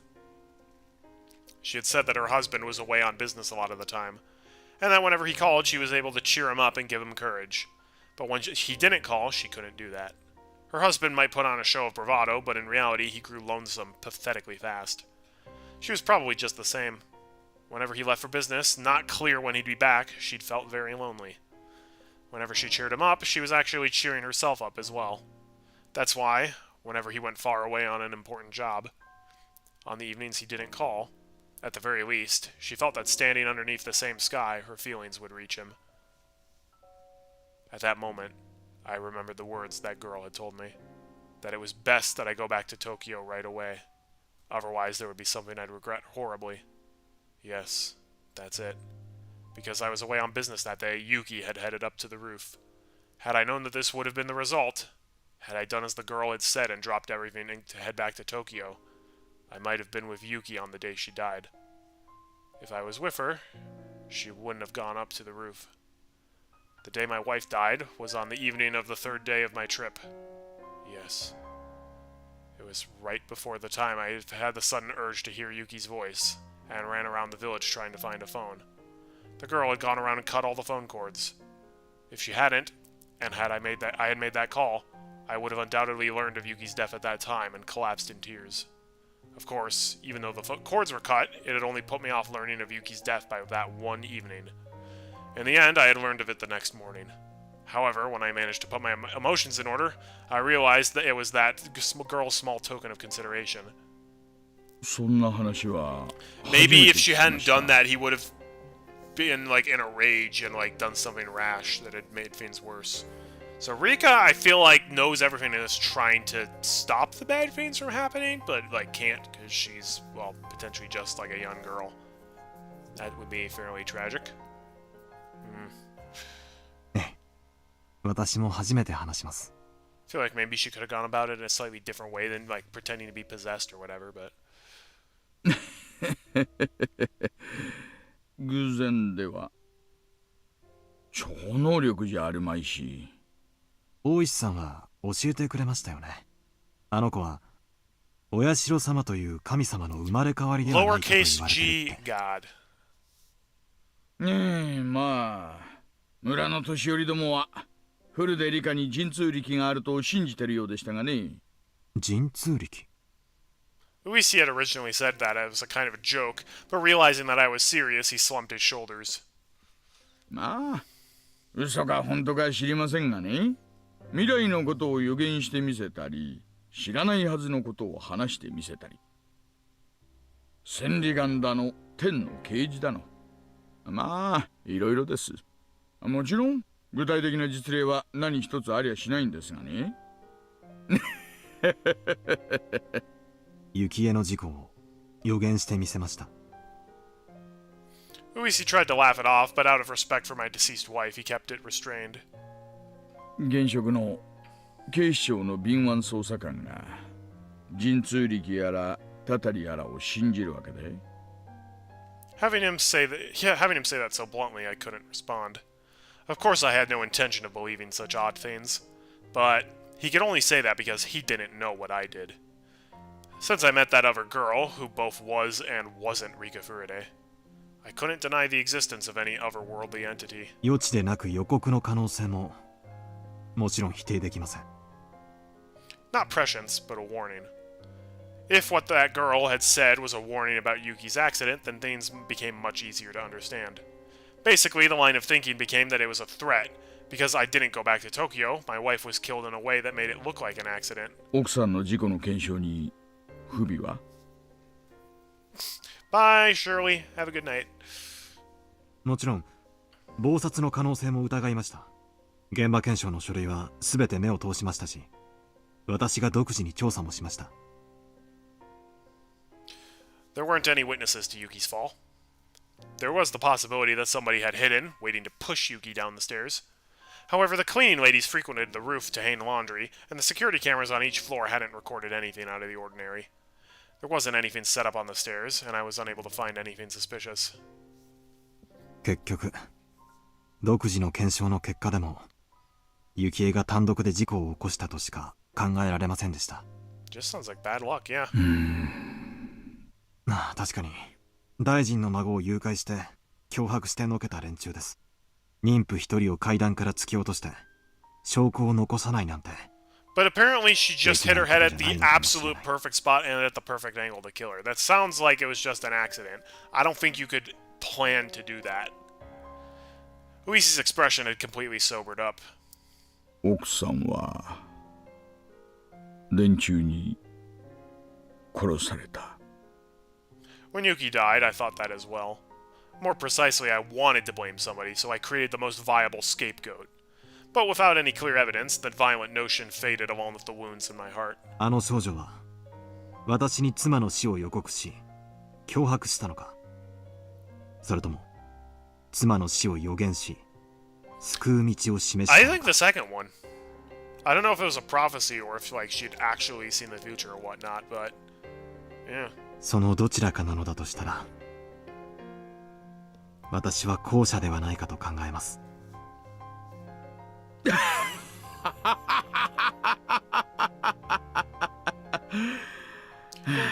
Luisi smiled slightly in disbelief as he poured more beer from his bottle. じゃあいいですよ。赤坂さんの言う通り、古出リカは未来がわかる予 He's 言 saying 者だとし was, ます。 so Rika is dead in this timeline. なら、なぜあの大災害が予知できなかったんです？ Oh, are we going more into the disaster that happened like out of nowhere at the end of the third chapter?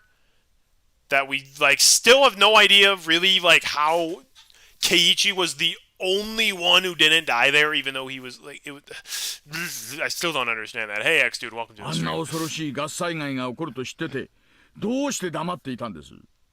Yeah, there's the gas eruption. Or like ほん whatever. の数時間前でもいい。もし村に知らされていたら、ほとんどの人は死なずに済んだかもしれないじゃないですか。 That's a fair point. The Great Hinamizawa Disaster in Memoriam List. It was near the end of June 1983. Volcanic gases from the Onikafuchi swamp erupted and hit the village in the middle of the night. It was an unprecedented disaster where the whole populace was wiped out. It caused a wave of panic about volcanic gas across the country, causing people to overreact over any reports of odd smells. I hadn't heard of the blockade on the Hinamizawa area being lifted, so it should still be cordoned off. それは Yeah. It was my turn to be lost for a response.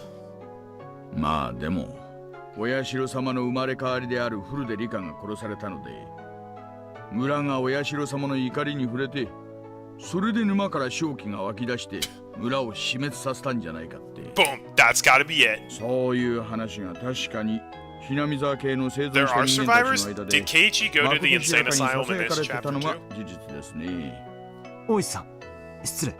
今殺されたとおっしゃいましたか？ん？ああ、うん、まあ赤坂さんになら話しても問題ないか。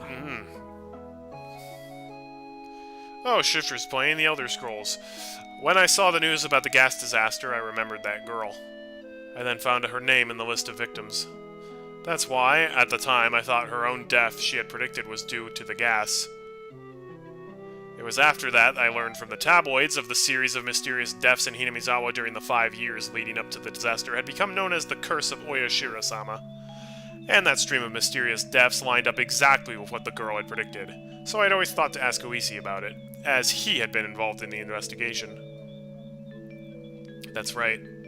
That was the reason for our reunion. But right now, Uisi had said, Rika Furude didn't die in the disaster, but was killed? 最後の年のたたりについて聞かせてもらってもいいですか？ Yeah, I want to know about that. 私、退職したとはいえ、守秘義務がありますよ。中井さん、すみません。お冷やでちょっとグレードの高い地酒はありませんか？ I need the good 種類は beer. お任せします。We need a cold one to get for this one. そういうつもりで言ったんじゃないんだけどな。 What was he saying? Oh, he has to keep his confidential. Oh, he's trying to get him drunk, I see. Uisi laughed loudly, not wholly unsatisfied, and stopped the hostess to tell her that the cheap booze was fine. 私も週刊誌で報道されている通りのところまで Yeah, は but 知 those ってい were ます。 written by Lotta Hart. Are you really trusting those? でも大災害の年のたたりは全く知りません。例の大災害のせいで、ひなみ沢地区全域が封鎖されちゃいましたからね。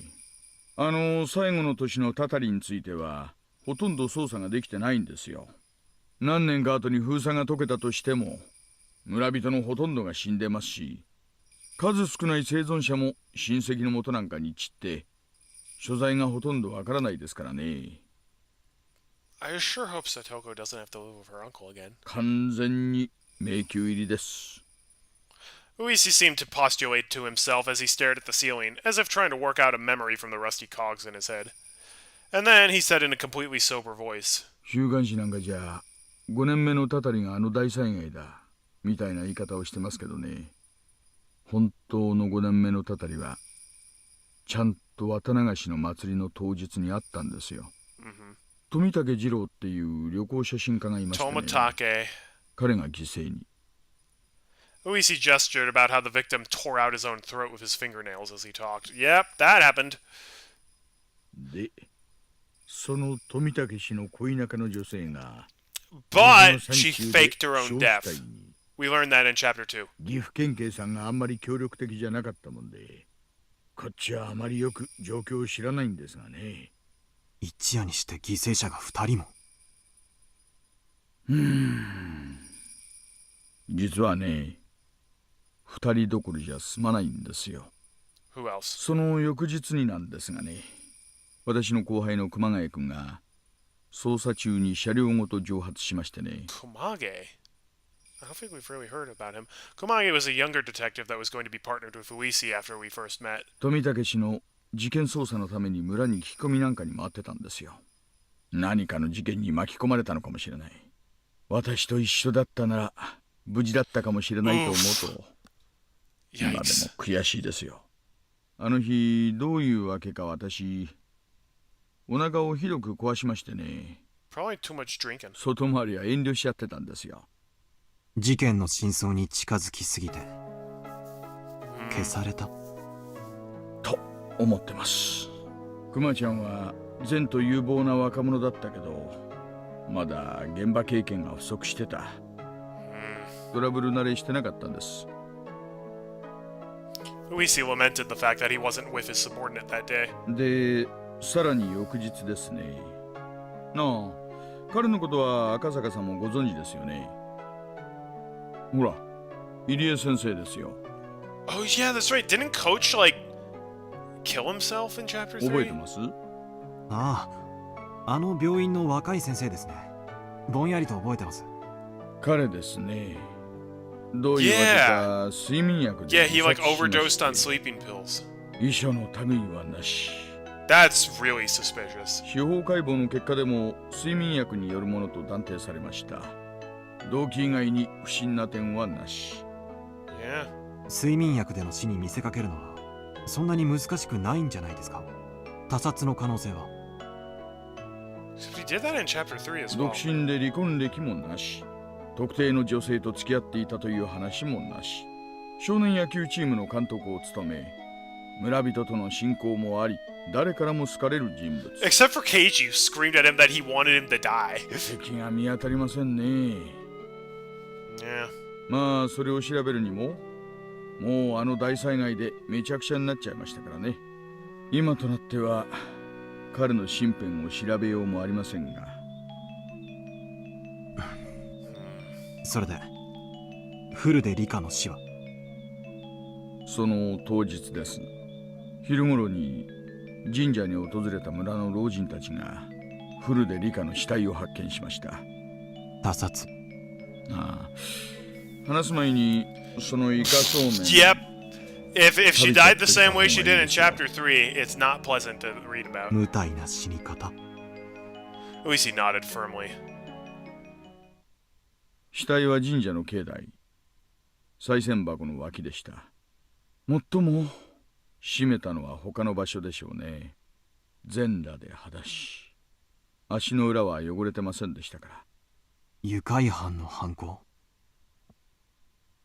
司法解剖の結果、性的暴行の痕跡は認められませんでした。分かったのは、薬物で昏睡させられてからあの場所へ運ばれ、腹部を切開、意図的に臓器を引きずり出して四方に散らしてみせました。昏睡？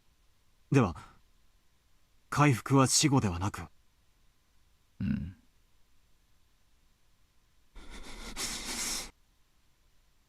なんてむごい。 Yep. Maybe the drugs at least knocked her out and made it so she couldn't feel it, but that girl's prediction was right on the mark.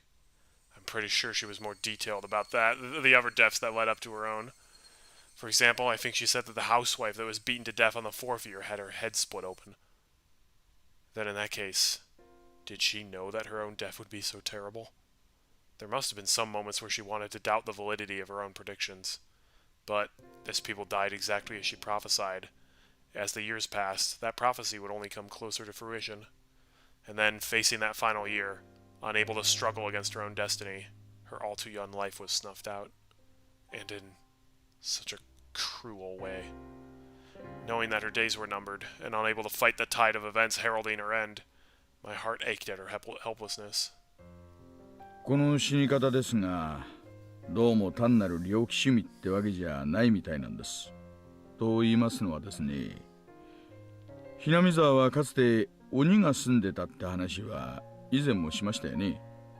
うん。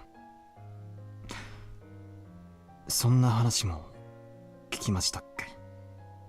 ひなみ沢村のお祭りの綿流しってのは、そもそも綿流し、つまり臓物流しから転じたものらしいんです。Yeah, Takano was talking about that in her weird, creepy torture shed stories. なんでも人食い鬼たちが犠牲者をばらして内臓を川に捨てたという。つまりひなみ沢村においては内臓を引きずり出すことに宗教的な意味があったと。で、ひなみ沢村の昔話によるとですね、人食い鬼と人間が仲良く暮らすための調停者としてお社様という神様が降臨しているってことになってるらしい。確かフルでリカはそのお社様の生まれ変わりだと言われてるんでしたね。ねえ。ですからその荒人神であるフルデリカを回復して殺すのは村の信仰に対するこれ以上ない冒涜行為と言えるわけです。信仰への冒涜、それはつまりお社様への冒涜ということですね。あとは赤坂さんも知っての通りです。お社様のたたりが起こるのはその晩のことです。ひなみ沢、大災害。The official explanation was that some swamp upstream erupted with toxic volcanic gas which enveloped the village. 発生した沼は鬼ヶ淵沼と言いまして、Yeah, Onigufuchi ひな Swamp. み沢村の旧名鬼ヶ淵村の名前の源となった沼です。村の言い伝えではこの沼の奥底は地獄につながってるそうで、かつて村にやってきた人食い鬼たちはこの沼から訪れたのだとか。できすぎですね。いやいやいや、まだまだできすぎてますよ。村には伝承がありまして、お社様がお怒りになられると地獄の釜が開いて正気があふれ出すなんて言うんですよ。村人にとって地獄というのは沼の底のこと。つまりそこから正気があふれ出して村を襲うということ。そう。つまり古出リカ子とお社様の生まれ変わりが冒涜される殺され方をしたので、お社様がお怒りになってたたりとしてあの大災害を起こしたと。そういう話がまかり通っちゃってるんですよ。つまりあの大災害は人為的なもの。確かに話ができすぎてますからね。お社様のたたりが実在せず、本当の偶発的事故でもないってんなら、そう疑いたくもなりますよね。A wry smile formed on Uisi's face as he listened to my absurd take on things. He wore an expression as though, even if it were absurd, there was a time he had thought the same thing as well. 村の信仰をめぐって狂信的な一派があったと仮定し、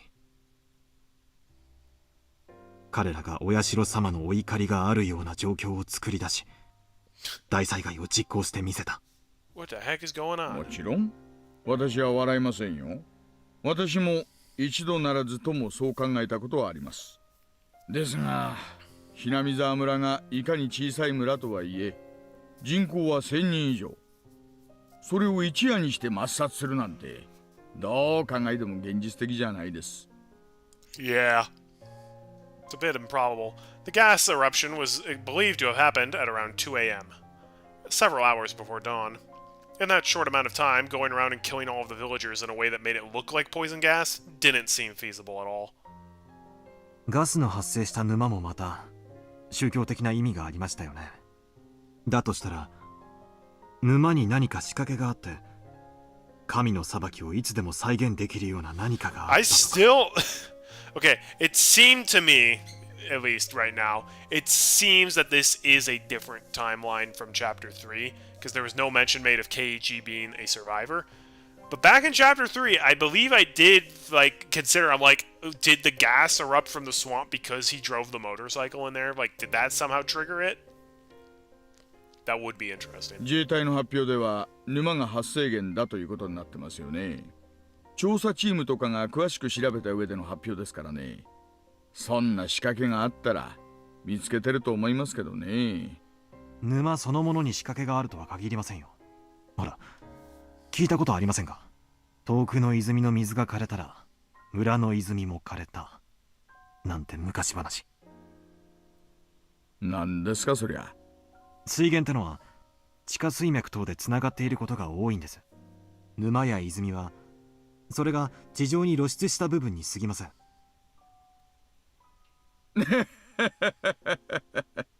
つまり赤坂さんが言いたいのは、鬼ヶ淵沼とつながった別の沼か泉があって、それに何らかの仕掛けをすると、鬼ヶ淵沼の圧力とか水圧とかそういうものがいろいろ変わって毒ガスが噴出する仕掛けを大昔の村人がこさえていたと。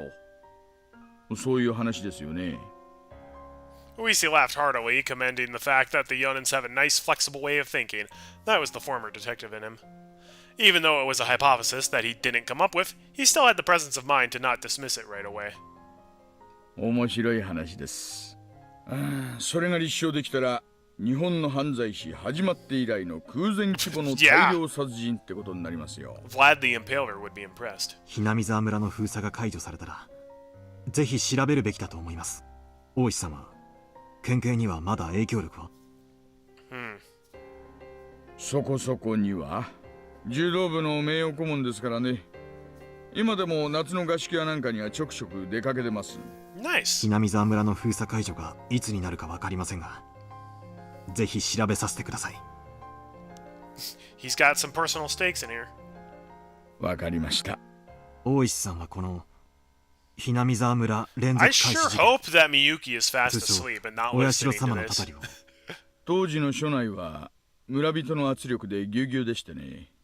連続事件は存在しないというのが当時の公式見解でした。事件は個々でまたそれぞれに解決していると。バカな。村の信仰に基づいた連続事件であることは明白なのに。赤坂さん、そりゃ5年も続いて派手な最後があった今だから言えることですよ。あの当時は偶然の事件が偶然にも綿流しの日に起こる。Oh, yeah, of course. 今年は起きないといいな、なんて感じだったんです。偶然なものか。少女は初めから全て予言していた。少女？フルで理科です。あの子は私にその後の事件を全て予告してみせました。 We haven't told him this.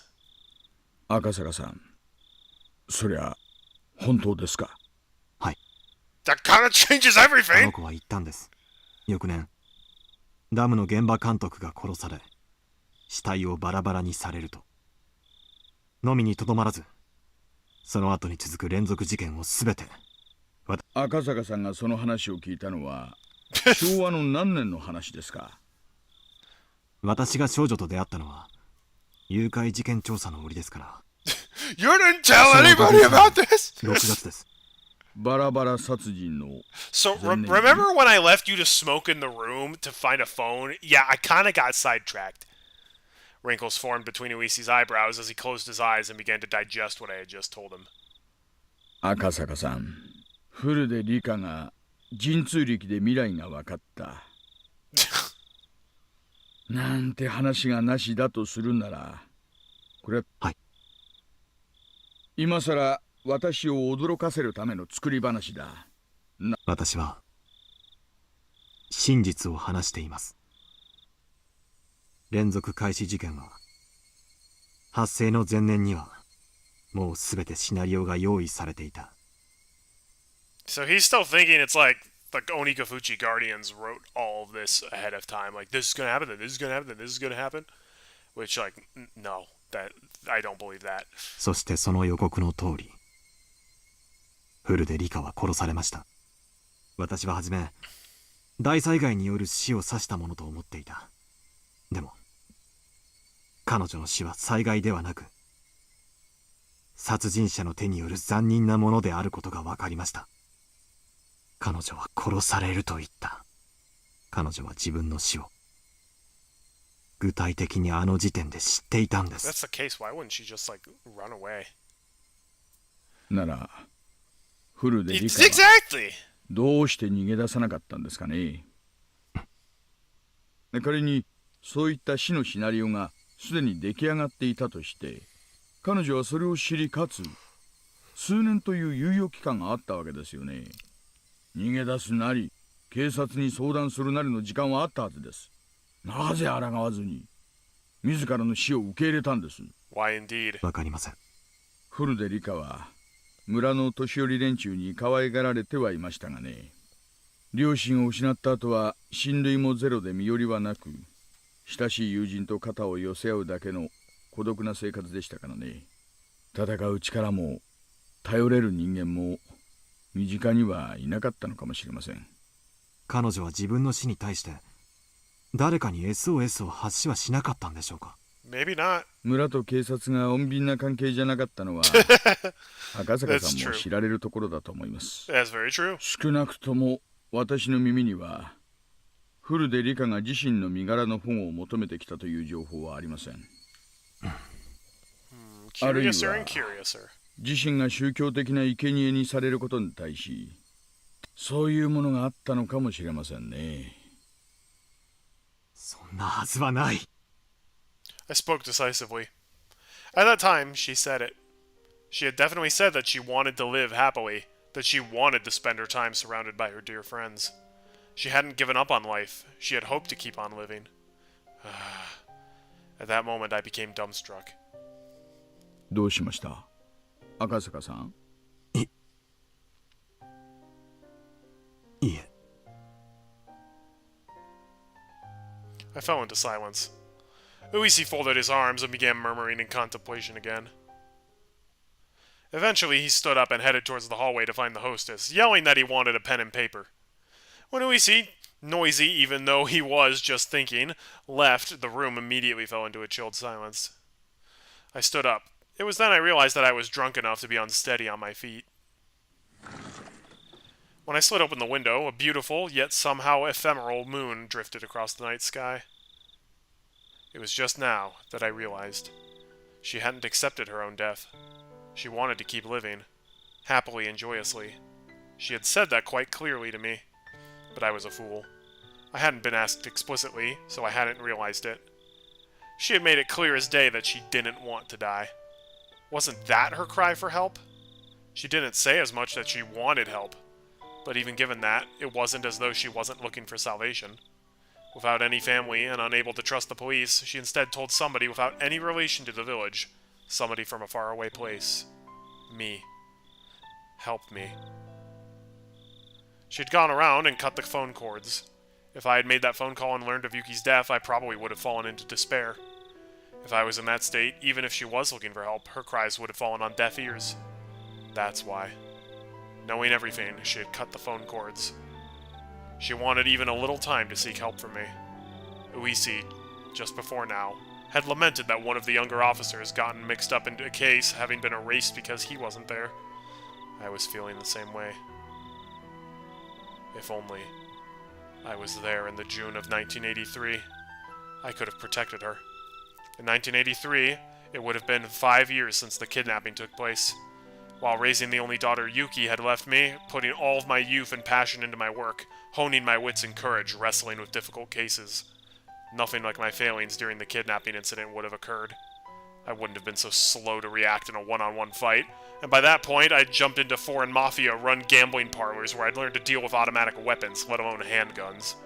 I had grown so much that in 1983 I couldn't have even been compared to how I was in 1978. That's why. If I was by her side, I should have been able to save her life. No matter what conspiracy or foul plots drew near, I definitely would have protected her. She, even though sounding resigned, should have still been able to ask me for help. I just didn't realize it. I couldn't realize it. Just as I wouldn't have realized it if I was told of Yuki's accident, I wouldn't be able to realize it. I wanted to cry. If I had taken her words to heart, I could have prevented Yuki's accident. And I would have been able to protect the girl to whom I owed a debt from even a predetermined death. She must have been expecting that from me. I learned about the disaster while watching television in my house. Until I learned about that, I had forgotten about Hinamizawa.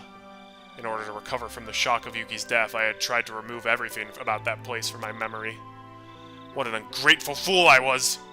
Even though in exchange for saving her, the girl had told me of a way to save Yuki, I was unable to accept her gratitude, and now here we were. She hadn't died in her sleep due to a natural disaster. She was split open while still alive, killed while suffering the disgrace of having her organs torn out. She must have known beforehand that on that day, on that year, she would be killed in such a terrifying way. But even knowing what end awaited her, she was all too weak. A lone girl, without anybody to rely upon, unable to seek help, had to swallow her own predetermined death, and left this mortal coil. She said she wanted to live. She said she wanted to live happily. That's all she wanted. She didn't ask for anything extravagant. For any person that was ever born, it was the very basest of desires. She never said a peep about wanting money or that she wished she was in somebody else's situation. She had said it, that if all deaths were preordained, then hers was probably also all according to plan. She might have been a lone, frail girl, but I don't think she would have accepted it all without at least putting up a fight. There must have been, in some small way, some form of resistance that she mustered. And with what she could muster, seeking my help was part of that.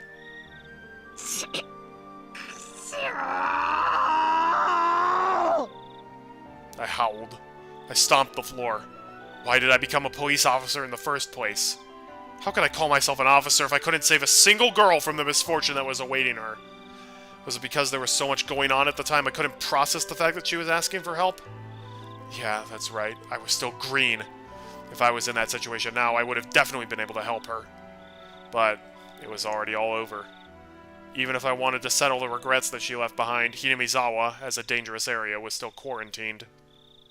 Most of the people involved were already dead, and with the few that did remain spread around the country, unable to be traced.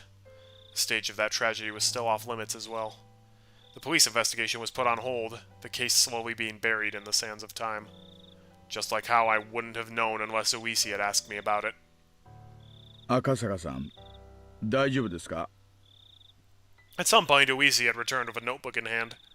Until I saw the expression on Uisi's face, I didn't realize that I was in tears. 私は気づけなかった。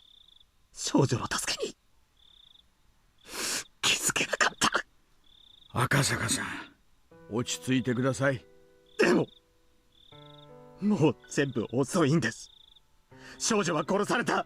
こんなにも無残な殺され方で私は頼られたのに救えなかった。救えなかった。村人と良好な関係を築かなかった私にも責任があるかもしれません。フルでリカが私にそれを打ち明けてくれたなら、私だって救いの手を差し伸べられたかもしれない。彼女が打ち明けに足る信頼を築けなかった。後悔しています。When Uisi said the word trust, it weighed on me even more. Yes, she'd given me her trust. She trusted me, meaning that she thought that I would have been able to ward off the fate of her unforeseen death. She believed in that. I cried. I fell to my hands and knees as I began to bawl. Eventually, Uisi spoke quietly. 赤坂さん、悔しいですか? No, I just cry because I don't care. 悔しいです。ならば、フルでリカの仇を取るに値する方法が一つだけあります。そんな方法があるんですか? Uisi showed me with the pen and notebook. フルでリカの死を悼むためにも、せめて私たちで真相。そうです。フルでリカだけじゃない。大勢が死にました。彼らの無念は計り知れません。でも彼らの死はあの大災害でうやむやにされ、今は捜査すらされることなく、忘却の彼方に葬られようと。Is that going to be the next chapters? Uisi and Akasaka, the unstoppable duo, investigating? 大勢死んだ。おやっさんも殺された。クマちゃんも消された。みんな犠牲になった。なのに警察は捜査もできないでいる。誰に無念が晴らせるのか。私たちだけなんですよ、赤坂さん。私たちに We find the 真相が。明かせますよ。連続開始事件の全ての現場を踏み、村の裏事情に精通する私と、連続開始事件の前年にフルでリカから重要な真実を明かされたあなたとなら。もう死んでしまったんですよ。そうです。フルでリカは死にました。あなたが青2歳だったから救えなかった。There's no way Miyuki is still asleep after all this din. Uisi personal space there, buddy. Uisi grabbed me, who was a wreck, and lifted me firmly by the lapels. だから、その償いとして真相を究明するんです。あなたの話が事実なら、全ての事件は計画ということになる。そうならば、調べ方は全然変わってくるんですからね。私は今夜をかけてあなたと私の持つ全ての情報をノートにまとめ、明日の朝一番で元の部下たちと連絡を取るつもりです。あの事件を終わらせるものか、絶対に暴いてやるんです。Crack it open like a cold one. 暴く。ねえ、あれから数年が経過しましたが、時効ではない。Thank goodness. 捜査は中断であっても終了ではない。まだ続いているんです。続けさせるんです。私たちがです。ええ。Let's do it. ええ、やりましょう。大石さん、このまま終わらせたりなんかしない。絶対。私たちがこの真相を暴いてみせるんです。絶対に。I demonstrated my resolve to Uisi by crying out those words. And just then... Papa? Yeah, she is wide awake now. The sliding door behind me opened, and Miyuki revealed herself while sleepily rubbing her eyes. My shouting must have awoken her. Then she rushed over to me. どうしたのパパ。パパ、泣いてるの？ああ、long story. Go back to なん bed. でもない。なんでもないよ。みゆき。I tried hard to smile while wiping away my tears, and though Miyuki looked like she was about to cry herself, she extended her little hand to me. 大丈夫？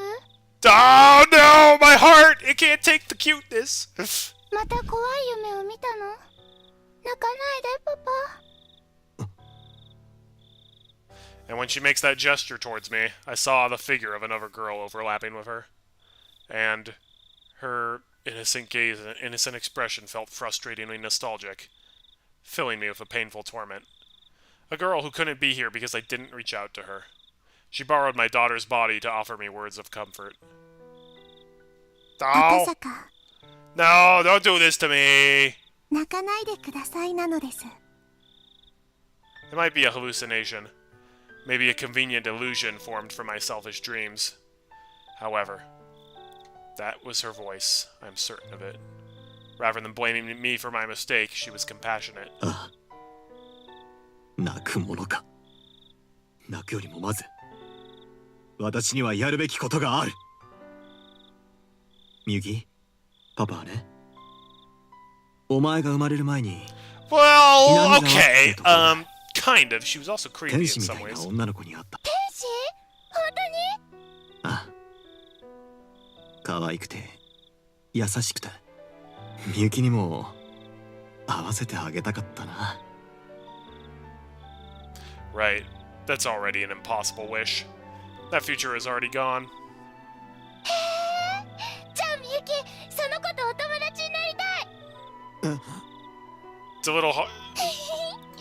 楽しみだな。 No. 今度みゆきも連れて行ってね。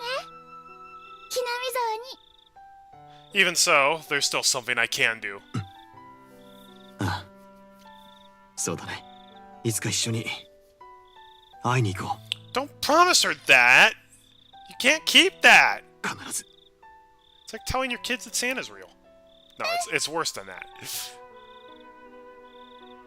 And her head turned into the moon. Someday, I'm sure. We will see her again. That summer, the Higurashi cried in Hinamizawa. Uisi and I vowed to bring the truth of the case to light and stood up. Everything ended in 1985. I, at least wanting to apologize, had searched for her grave. After the state autopsy, her remains were entrusted to one of the shrine's followers. In the future, when the quarantine on the Hinamizawa area was lifted, they would be returned to her family grave. However, unsure who exactly took the remains of Rika Furude, until today I couldn't even apologize to her. In the future, when the quarantine on Hinamizawa is lifted, all I could do then was to wait until whoever that person is returned to their grave. What I could do right now was not apologize to her. Instead, until I was able to meet her again, I would reveal the truth and dispel her regrets. Even now, sporadic eruptions of gas in the Hinamizawa area meant that the prospect of the quarantine being lifted wasn't happening anytime soon. Most likely, it seemed that she had no intention of meeting me again until I found the truth. That's why the quarantine wouldn't be lifted, or so I thought. Until the day I grasped the truth. It was the following year. Uisi and I co-authored a book on the string of mysterious deaths leading up to the great Hinamizawa disaster. I decided on the title, Higurashi, When They Cry. That was because, for those few days I was in Hinamizawa, the sound that I remembered the most was the cry of the Higurashi. I could only wish that, based on this book, those people involved with the incident could refresh their memories and bring light to a new truth. And more importantly, that nothing like this ever happens again. I wrote this in the afterword. Why こ did の this... 惨劇がどうして起こされたのか、私たちだけでは真相に至ることが叶いません。どうかこれを読んだあなた、真相を解き明かしてください。それだけが私たちの願いです。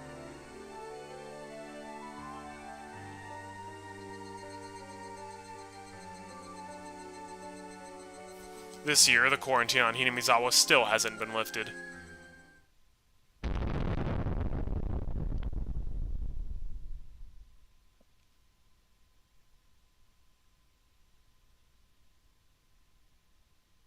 Alright. A new scenario has been unlocked. The all-cast review session has been available. Is it going to be, like, everyone, even the characters that weren't in this chapter? Oh no, we have... Of course, it's taking place in Hooters again. Our only wish, continued waiting for the quarantine to lift. Alright. We just gotta do the cast review. And we done. All cast review. All cast review. Here we go. この度は日暮の泣く頃にすい。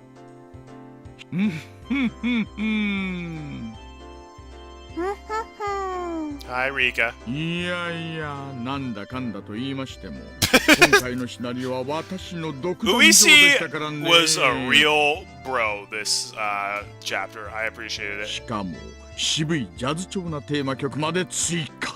It's too bad that Rika's face is on the front of this one, not yours, but... これで笑えなきゃどこで笑えって言うんですかねな。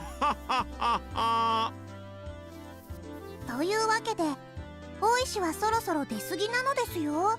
Hey! He was great this chapter. How dare これ you? どういう意味ですか、リカ？Oh,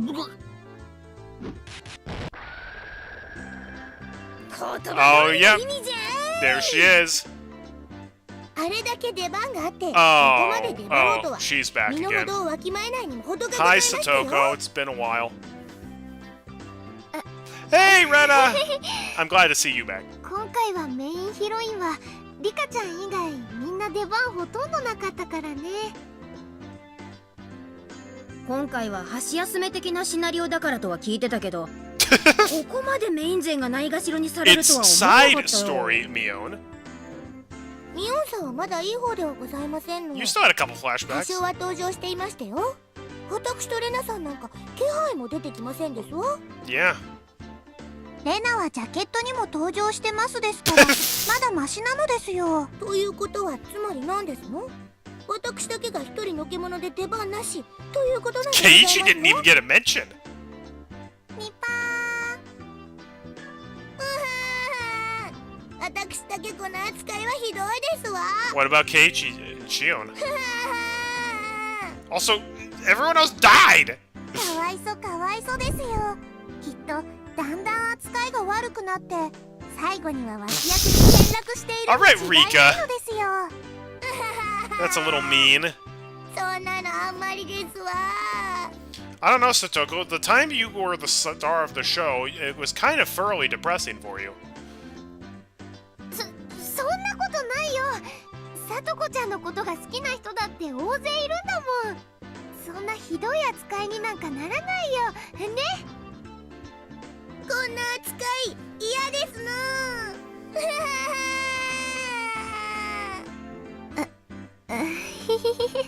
きっと次こそ出番がいっぱいあると思うな。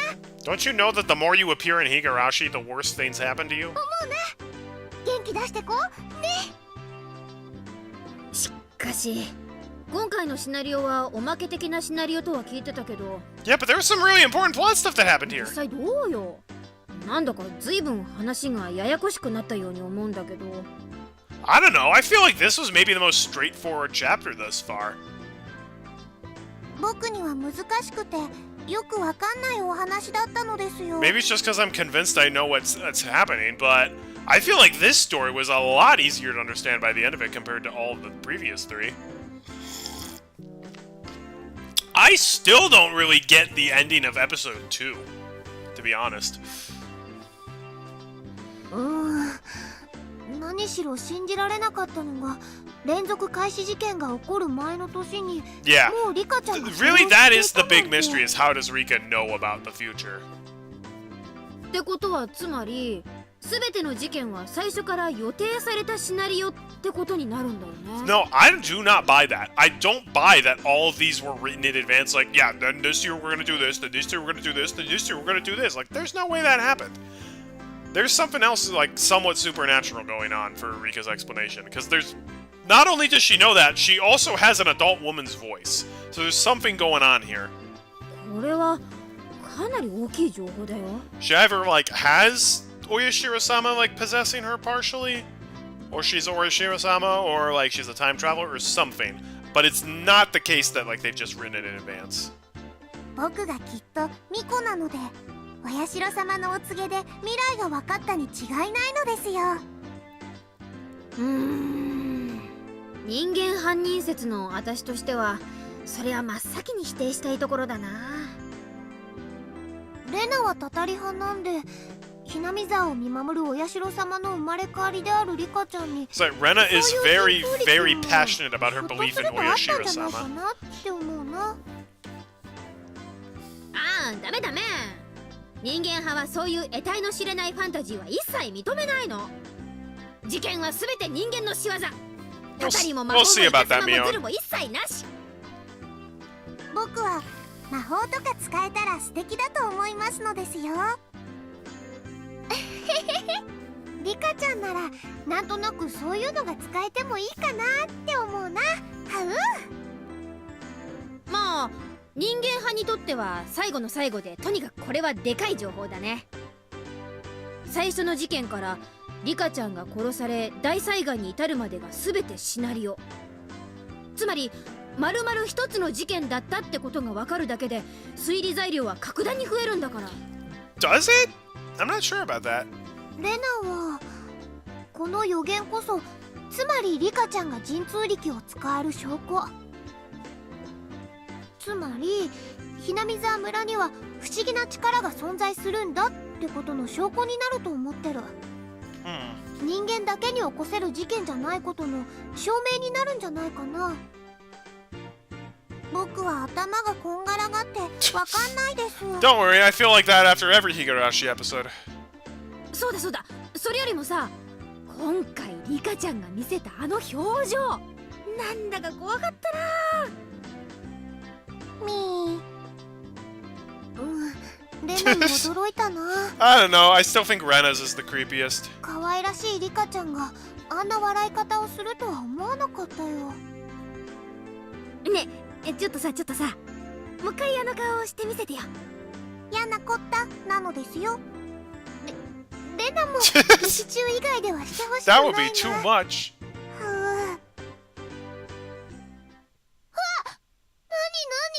停電かな。全員動くなでございましてよ。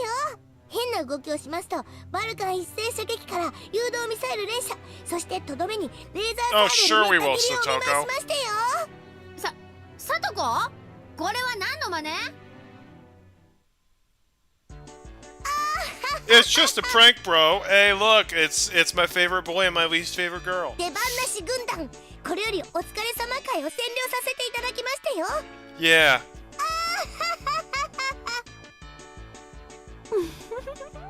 なんだか素敵な登場をありがとう。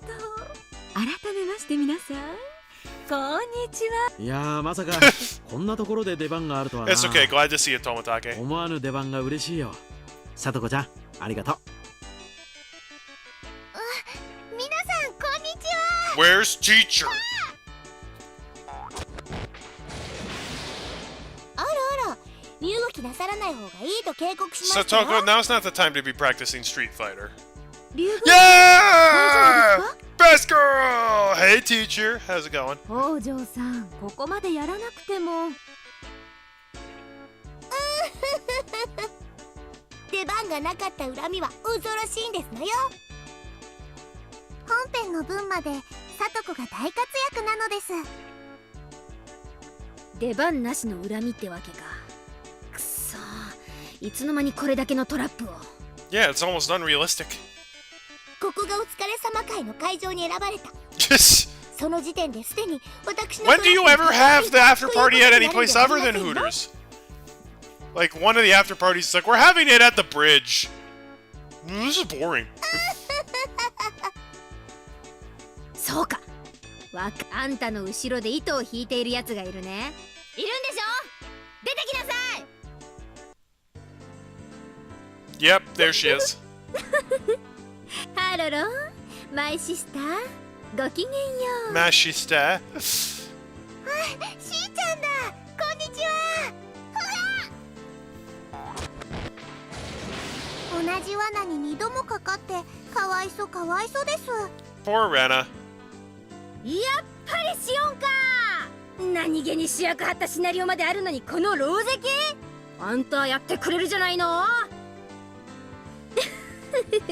Shion, I don't like that. 怪盗編前の折り返しおまけシナリオとはいえ、お姉だけに出番を許すほど私も寛大じゃないってことです。まあそんなわけでちょっとさとこを焚きつけさせてもらいました。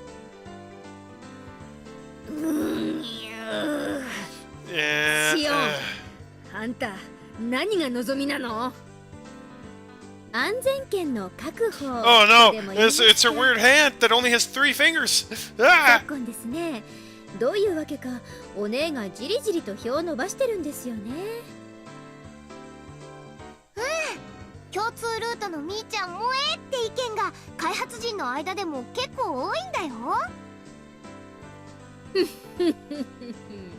恋路の悪いあんたのボロが出て、プレイヤー処刑はやっと私の魅力に気づいてきたってことだね。さとこもたたり殺しで高評価らしいし、レナやリカちゃんには根強い固定票があるし。 Okay, but here's the thing. Satoko didn't get people's support in Chapter 3 because she was like a great character. They got her support because horrible things happened to her. あんたの人気もとっくに陰ってるってことだね。そういうわけで不穏に票を伸ばすお姉やさとこをここいらで一つ叩き落としておこうと思いまして、No こう votes いう for お Rena? 仕掛けを打たせてもらったというわけです。 Rena's the most interesting character to me. シオンさん、今何と言いました？ She's also by far the most terrifying in my opinion. 私も叩き落とすですって？おちびちゃんは気づくのが遅いようで。そら！にゃにゃにゃー。 They just like murdered her in cold blood. Okay, Shion. さよならレギュラーの皆さん、こんにちはイレギュラーの皆さん。あんたたちメインヒロインはこれでおしまいです。 I don't like you, Shion. シオンちゃん、そこまでやらなくてもいいんじゃないかな。まあまあ二郎さん、面白いからほっときましょうよ。 Yeah, okay, Takano, you're just a psychopath. 私たち二人の出番がいっぱい増えるのよ。二郎さんは私と一緒。いや、 No, because I am like 99% sure you murdered him. そんなことないよ。 Well, so you guys got a decent bit of. He got a decent bit of screen time in Chapter 1. She got a lot of screen time in Chapter 2 in the giant exposition dump. シエ先生、先生までしーちゃんに買収されちゃったんですか？ごめんねリュウグウさん。シオンさんが次回のシナリオからは教えて知恵先生のコーナーを Teacher! You can't do that! つい Expected better from the Chia Pet. 誰から恥ずかしい処刑をしてあげましょうかね。大仕掛けを手伝ってくれたお礼にさとこからかな。それは許しませんよ。トーン There he is! 監督、 Coach! He's back! なんだか珍しく頼もしく見えますわ。 That's unnecessary. さとこちゃんに対する狼藉は私入江 Coach, 恭介が just 許 don't すわ be a けにはい creep, きません。 and we can keep rooting for 私 you. も脇役一派ではありますが、懐柔できると思わないことですよ。ありゃ、この後に収録予定の実録さとこメイド教育着せ替 Don't え do 編の it. 主役は降板したいと？シオン様、この入り江一生どこまでも And Coach just dropped down the tier list. 怪獣早っ。さーて、これで全て私の支柱ですね。これからはお疲れ様会もシナ I リオ know も I shouldn't have played the after party. 全て私の思うままに進めさせてもらいますね。あれ、一人足りない。 Yeah, Keiichi's not here. シオン様、リュウグウさんがいません。いつの間に抜け出したの Nobody か even remembers Keiichi at this point. いた。リュウグウさん、さっき身動きしてはいけませんって言ったはずですよ。レナちゃん、悪いことは言わない。抵抗しない方が無難だよ。レナ、悪いけど Thank you, このやり Rena! 方おかしいと思います。 You know, when you're not hardcore stalking me and trying to break into my house and chasing me with a hatchet, you are easily the best character.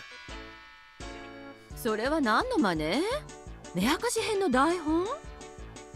なるほど。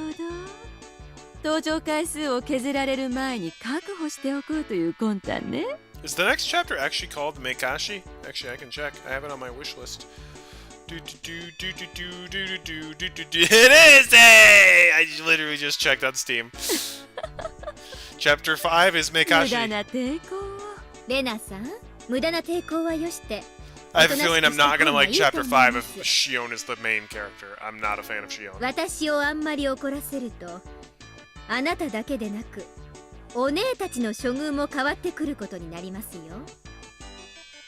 台本を確保したくらいじゃ何もできないよレナ。ここは悔しいけど言う通りにした方が。 What is the 大 purpose 丈 of 夫、 this? 安心して。この目明かし編の台本が加わったことでレナたちはこの状況を逆 Can we 転でき change る the main character? 逆転一体どんな秘策があるというんですの？レナさんは結構笑わせるのがうまいですね。 Meikashi literally な eye-opening ら chapter? 試してみたらどうです？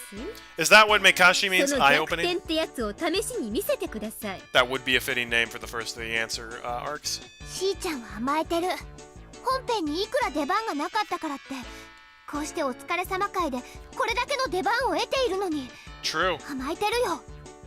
Tell her, Nagisa. I mean, 私にい Rena. つ甘えたって言うんです？しーちゃんは分かってない。たとえお疲れ様会だけといえども出演し他のシナリオにもあれだけ登場しておいて Okay, well, she この appeared a lot in 老人 Chapter 2. She made a minor cameo in Chapter 3, and she wasn't even in Chapter 1. Which is so convenient. 許すことができない地獄の怨嗟がほら聞こえてこない。 Hey, don't call me. I don't hate her from the depths of hell, Rena. She's not my favorite そう character. かわかりましたわ。そうか、ケイちゃんか。そうだよね。お疲れ様会はいつも出番なし。 Yeah. そのケイちゃんを差し置いてお疲れ様会占領なんてケイちゃんが許すはずがない。なるほど。 Sorry, he doesn't have a sprite. その未だに収録居残り中のケイちゃんがどうやってここへ現れると？まさかケイちゃんを私たちの誰かが追い抜いたわけでもあるまいに。そう思うのがしーちゃんの慢心だよ。いけない。あれは赤坂編の収録ワード数票。知恵先生、レナちゃんを取り押さえて。 What? I don't understand. もう遅いよ。いよいよ出番だよ。ケイチくん Is he getting a sprite?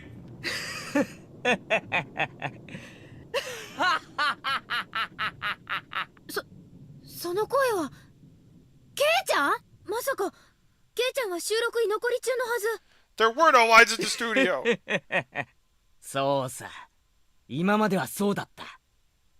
収録居残りのたびに残りワード数で誰かを抜けばお疲れ様会に参加してもいいよと。それでも他のキャラと比べても2倍あるいは3倍以上もある分量をこなすなど不可能というか、最初から参加させる気ないだろ音響監督さんよと思って諦めてきたが、ついに俺は抜いたあるキャラを。 Who? シオン、これを見やがれ。 Akasaka? え？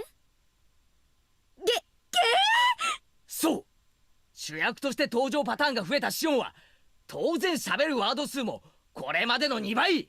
By main characters, that means she's just the most prominent character we see, or is it literally going to be from Shion's perspective? I don't really want it to be from Shion's perspective, しか but もミオンとキャストが同じだから。 don't さ tell らに me, by the 2倍 way. Do not spoil that. That'll be saved for October. その結果、俺はようやくついに居残り免除。そしてシオン、今度はお前が居残りだ。 Okay, you don't have to be freaking out this much. 私次の目明かしでこんなに喋るんですか？ケイちゃんが約500で500 lines? That's it? シオンは2000。 Oh, yeah. So it's going to be from her perspective これ then. 普通のアドベンチャーゲームなら全キャラの総合係数だよ。しかもこれにミーの数が加わるのです。その数やなんと。うわー、聞きたくない聞きたくない。というわけでだ、レナ、感謝するぜ。 I mean, if it is from Shion's point of view, we'll probably get a lot more detail on the goings-on of the Sonozaki clan. So we'll probably get to learn a lot more about like the behind-the-scenes stuff.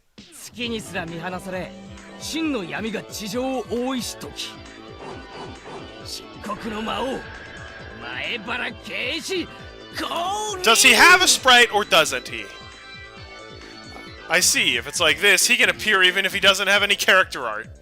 There's no character or background art, so it's really easy on the production staff. Oh, that's how they're doing it. I mean, he's appeared in the CGs, but... まるで自分が悲劇の主人公みたいな振る舞いだったが俺から見れば実に滑稽千番少しいい気になりすぎたみたいだなお疲れ様会の旅に常に居残りになって異老の一杯にすらありつけなかった俺の怒りを恨みを悲しみを Keiichi, stop being this much of a ham. 今こそ教えてくれるぜ It really isn't that big of a deal. なんだか圭一君悪の化身みたいだな It almost seems like he's screaming because it's a requirement for any anime-inspired thing that people have to scream for no 化 reason. 身じゃない魔王と言ってもらいたいぜそして俺が抑圧された悪夢の中で手に入れた闇の力は What is the point of having this in the after party? 俺のために作り出したこの闇の世界では俺に逆らうことは圭一君なんだか怖い Not scary, he's just weird. 怖い怖い日暮らしの時間はもう終わりだぜここからはポップでキュートで Nope. 前原様ぜひ私もお供に監督は分かってるじゃねえか This is the dumbest thing I お医 think 者 I've な ever 監 read. 督をしもべに迎えた第一弾 Let's just skip through all this. なん Nope. ナースさんのさ This is so dumb. Why is this here? これじゃ全然新しいピンチをはあこんな真っ暗じゃさて手堅く前原様その後いや Nope. Nope. Nope. Nope. Nope. Nope. Nope. Nope. Nope. Nope. Nope. Nope. Nope. This is all stupid. This is all completely useless. I hate this. I don't want to read any of this. ああヒロインたち永遠に最高だっていう競泳あんたのせ大丈夫です暗闇そんなチョコちなみに男子男たるもの This is really just going on for so long. 甘い安易にやというわけそういう真っ暗なんですのそれはそれ以上は内緒なのですよニパ前原くん少しお板が過ぎたようです A little? これ以上は教会も見逃せません Oh my gosh, she goes to church. She really is the best. ちょっと待てよこれはないだろ映るおいあんた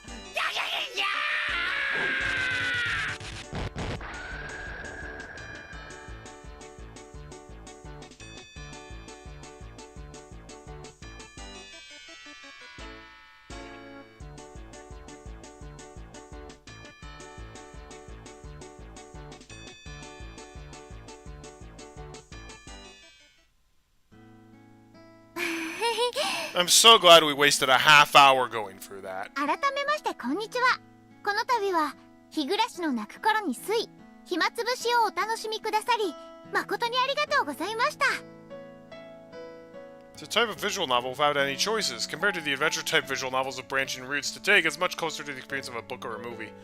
Yeah, there's opinion that it should not be called a game. If you're watching it like a book or a movie, Higurashi When They Cry isn't really a game. That's why there are lots of mysteries over the reference. When you challenge those, this work will become a proper game. プレイヤーの皆さんにはこの謎に満ちた物語をさまざまな角度から捉え例えば劇中に散りばめられた謎について推理をしそれを発表して反響を得たりすることもまた楽しいかと思います In any case, the next chapter starts the answer arcs. We've tentatively called it Mekashi. But answers are a sad thing. Based on what is revealed, all the possibilities that you were allowed to imagine until now will suddenly become refined down to a few. Based on that logic, we think that right here, before the answer arcs, is probably where people can enjoy the work we call Higurashi When They Cried the most. If by chance, while you're reading this, you already have the Mekashi chapter at hand, please enjoy hypothesizing, theorizing, and fantasizing to the fullest before you start. That's where the real charm of the series takes place.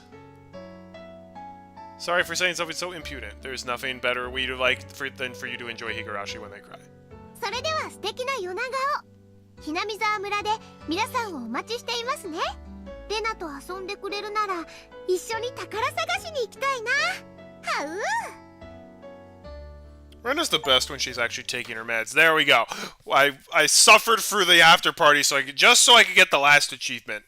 That's basically the only reason why. And technically, I think that means that for Chapter 1, I am missing one achievement because I didn't do the after party for that. Alright, well, there we go. Chapter 4 is finished. I feel like I understand that one better than all of the others. It was an interesting playthrough. And because we only needed to take one day to do this, Friday, we will be streaming the rest of Circus Storming. I will be beating that. And that means Sunday will be the last stream, and I can do a cool super finale stream before my hiatus. I don't know what it'll be. Might be just like, I don't know, Ocarina of Time randomizer. We'll have to wait and see. Thanks for joining in, everybody. I hope you have a great rest of your night, and God bless everybody.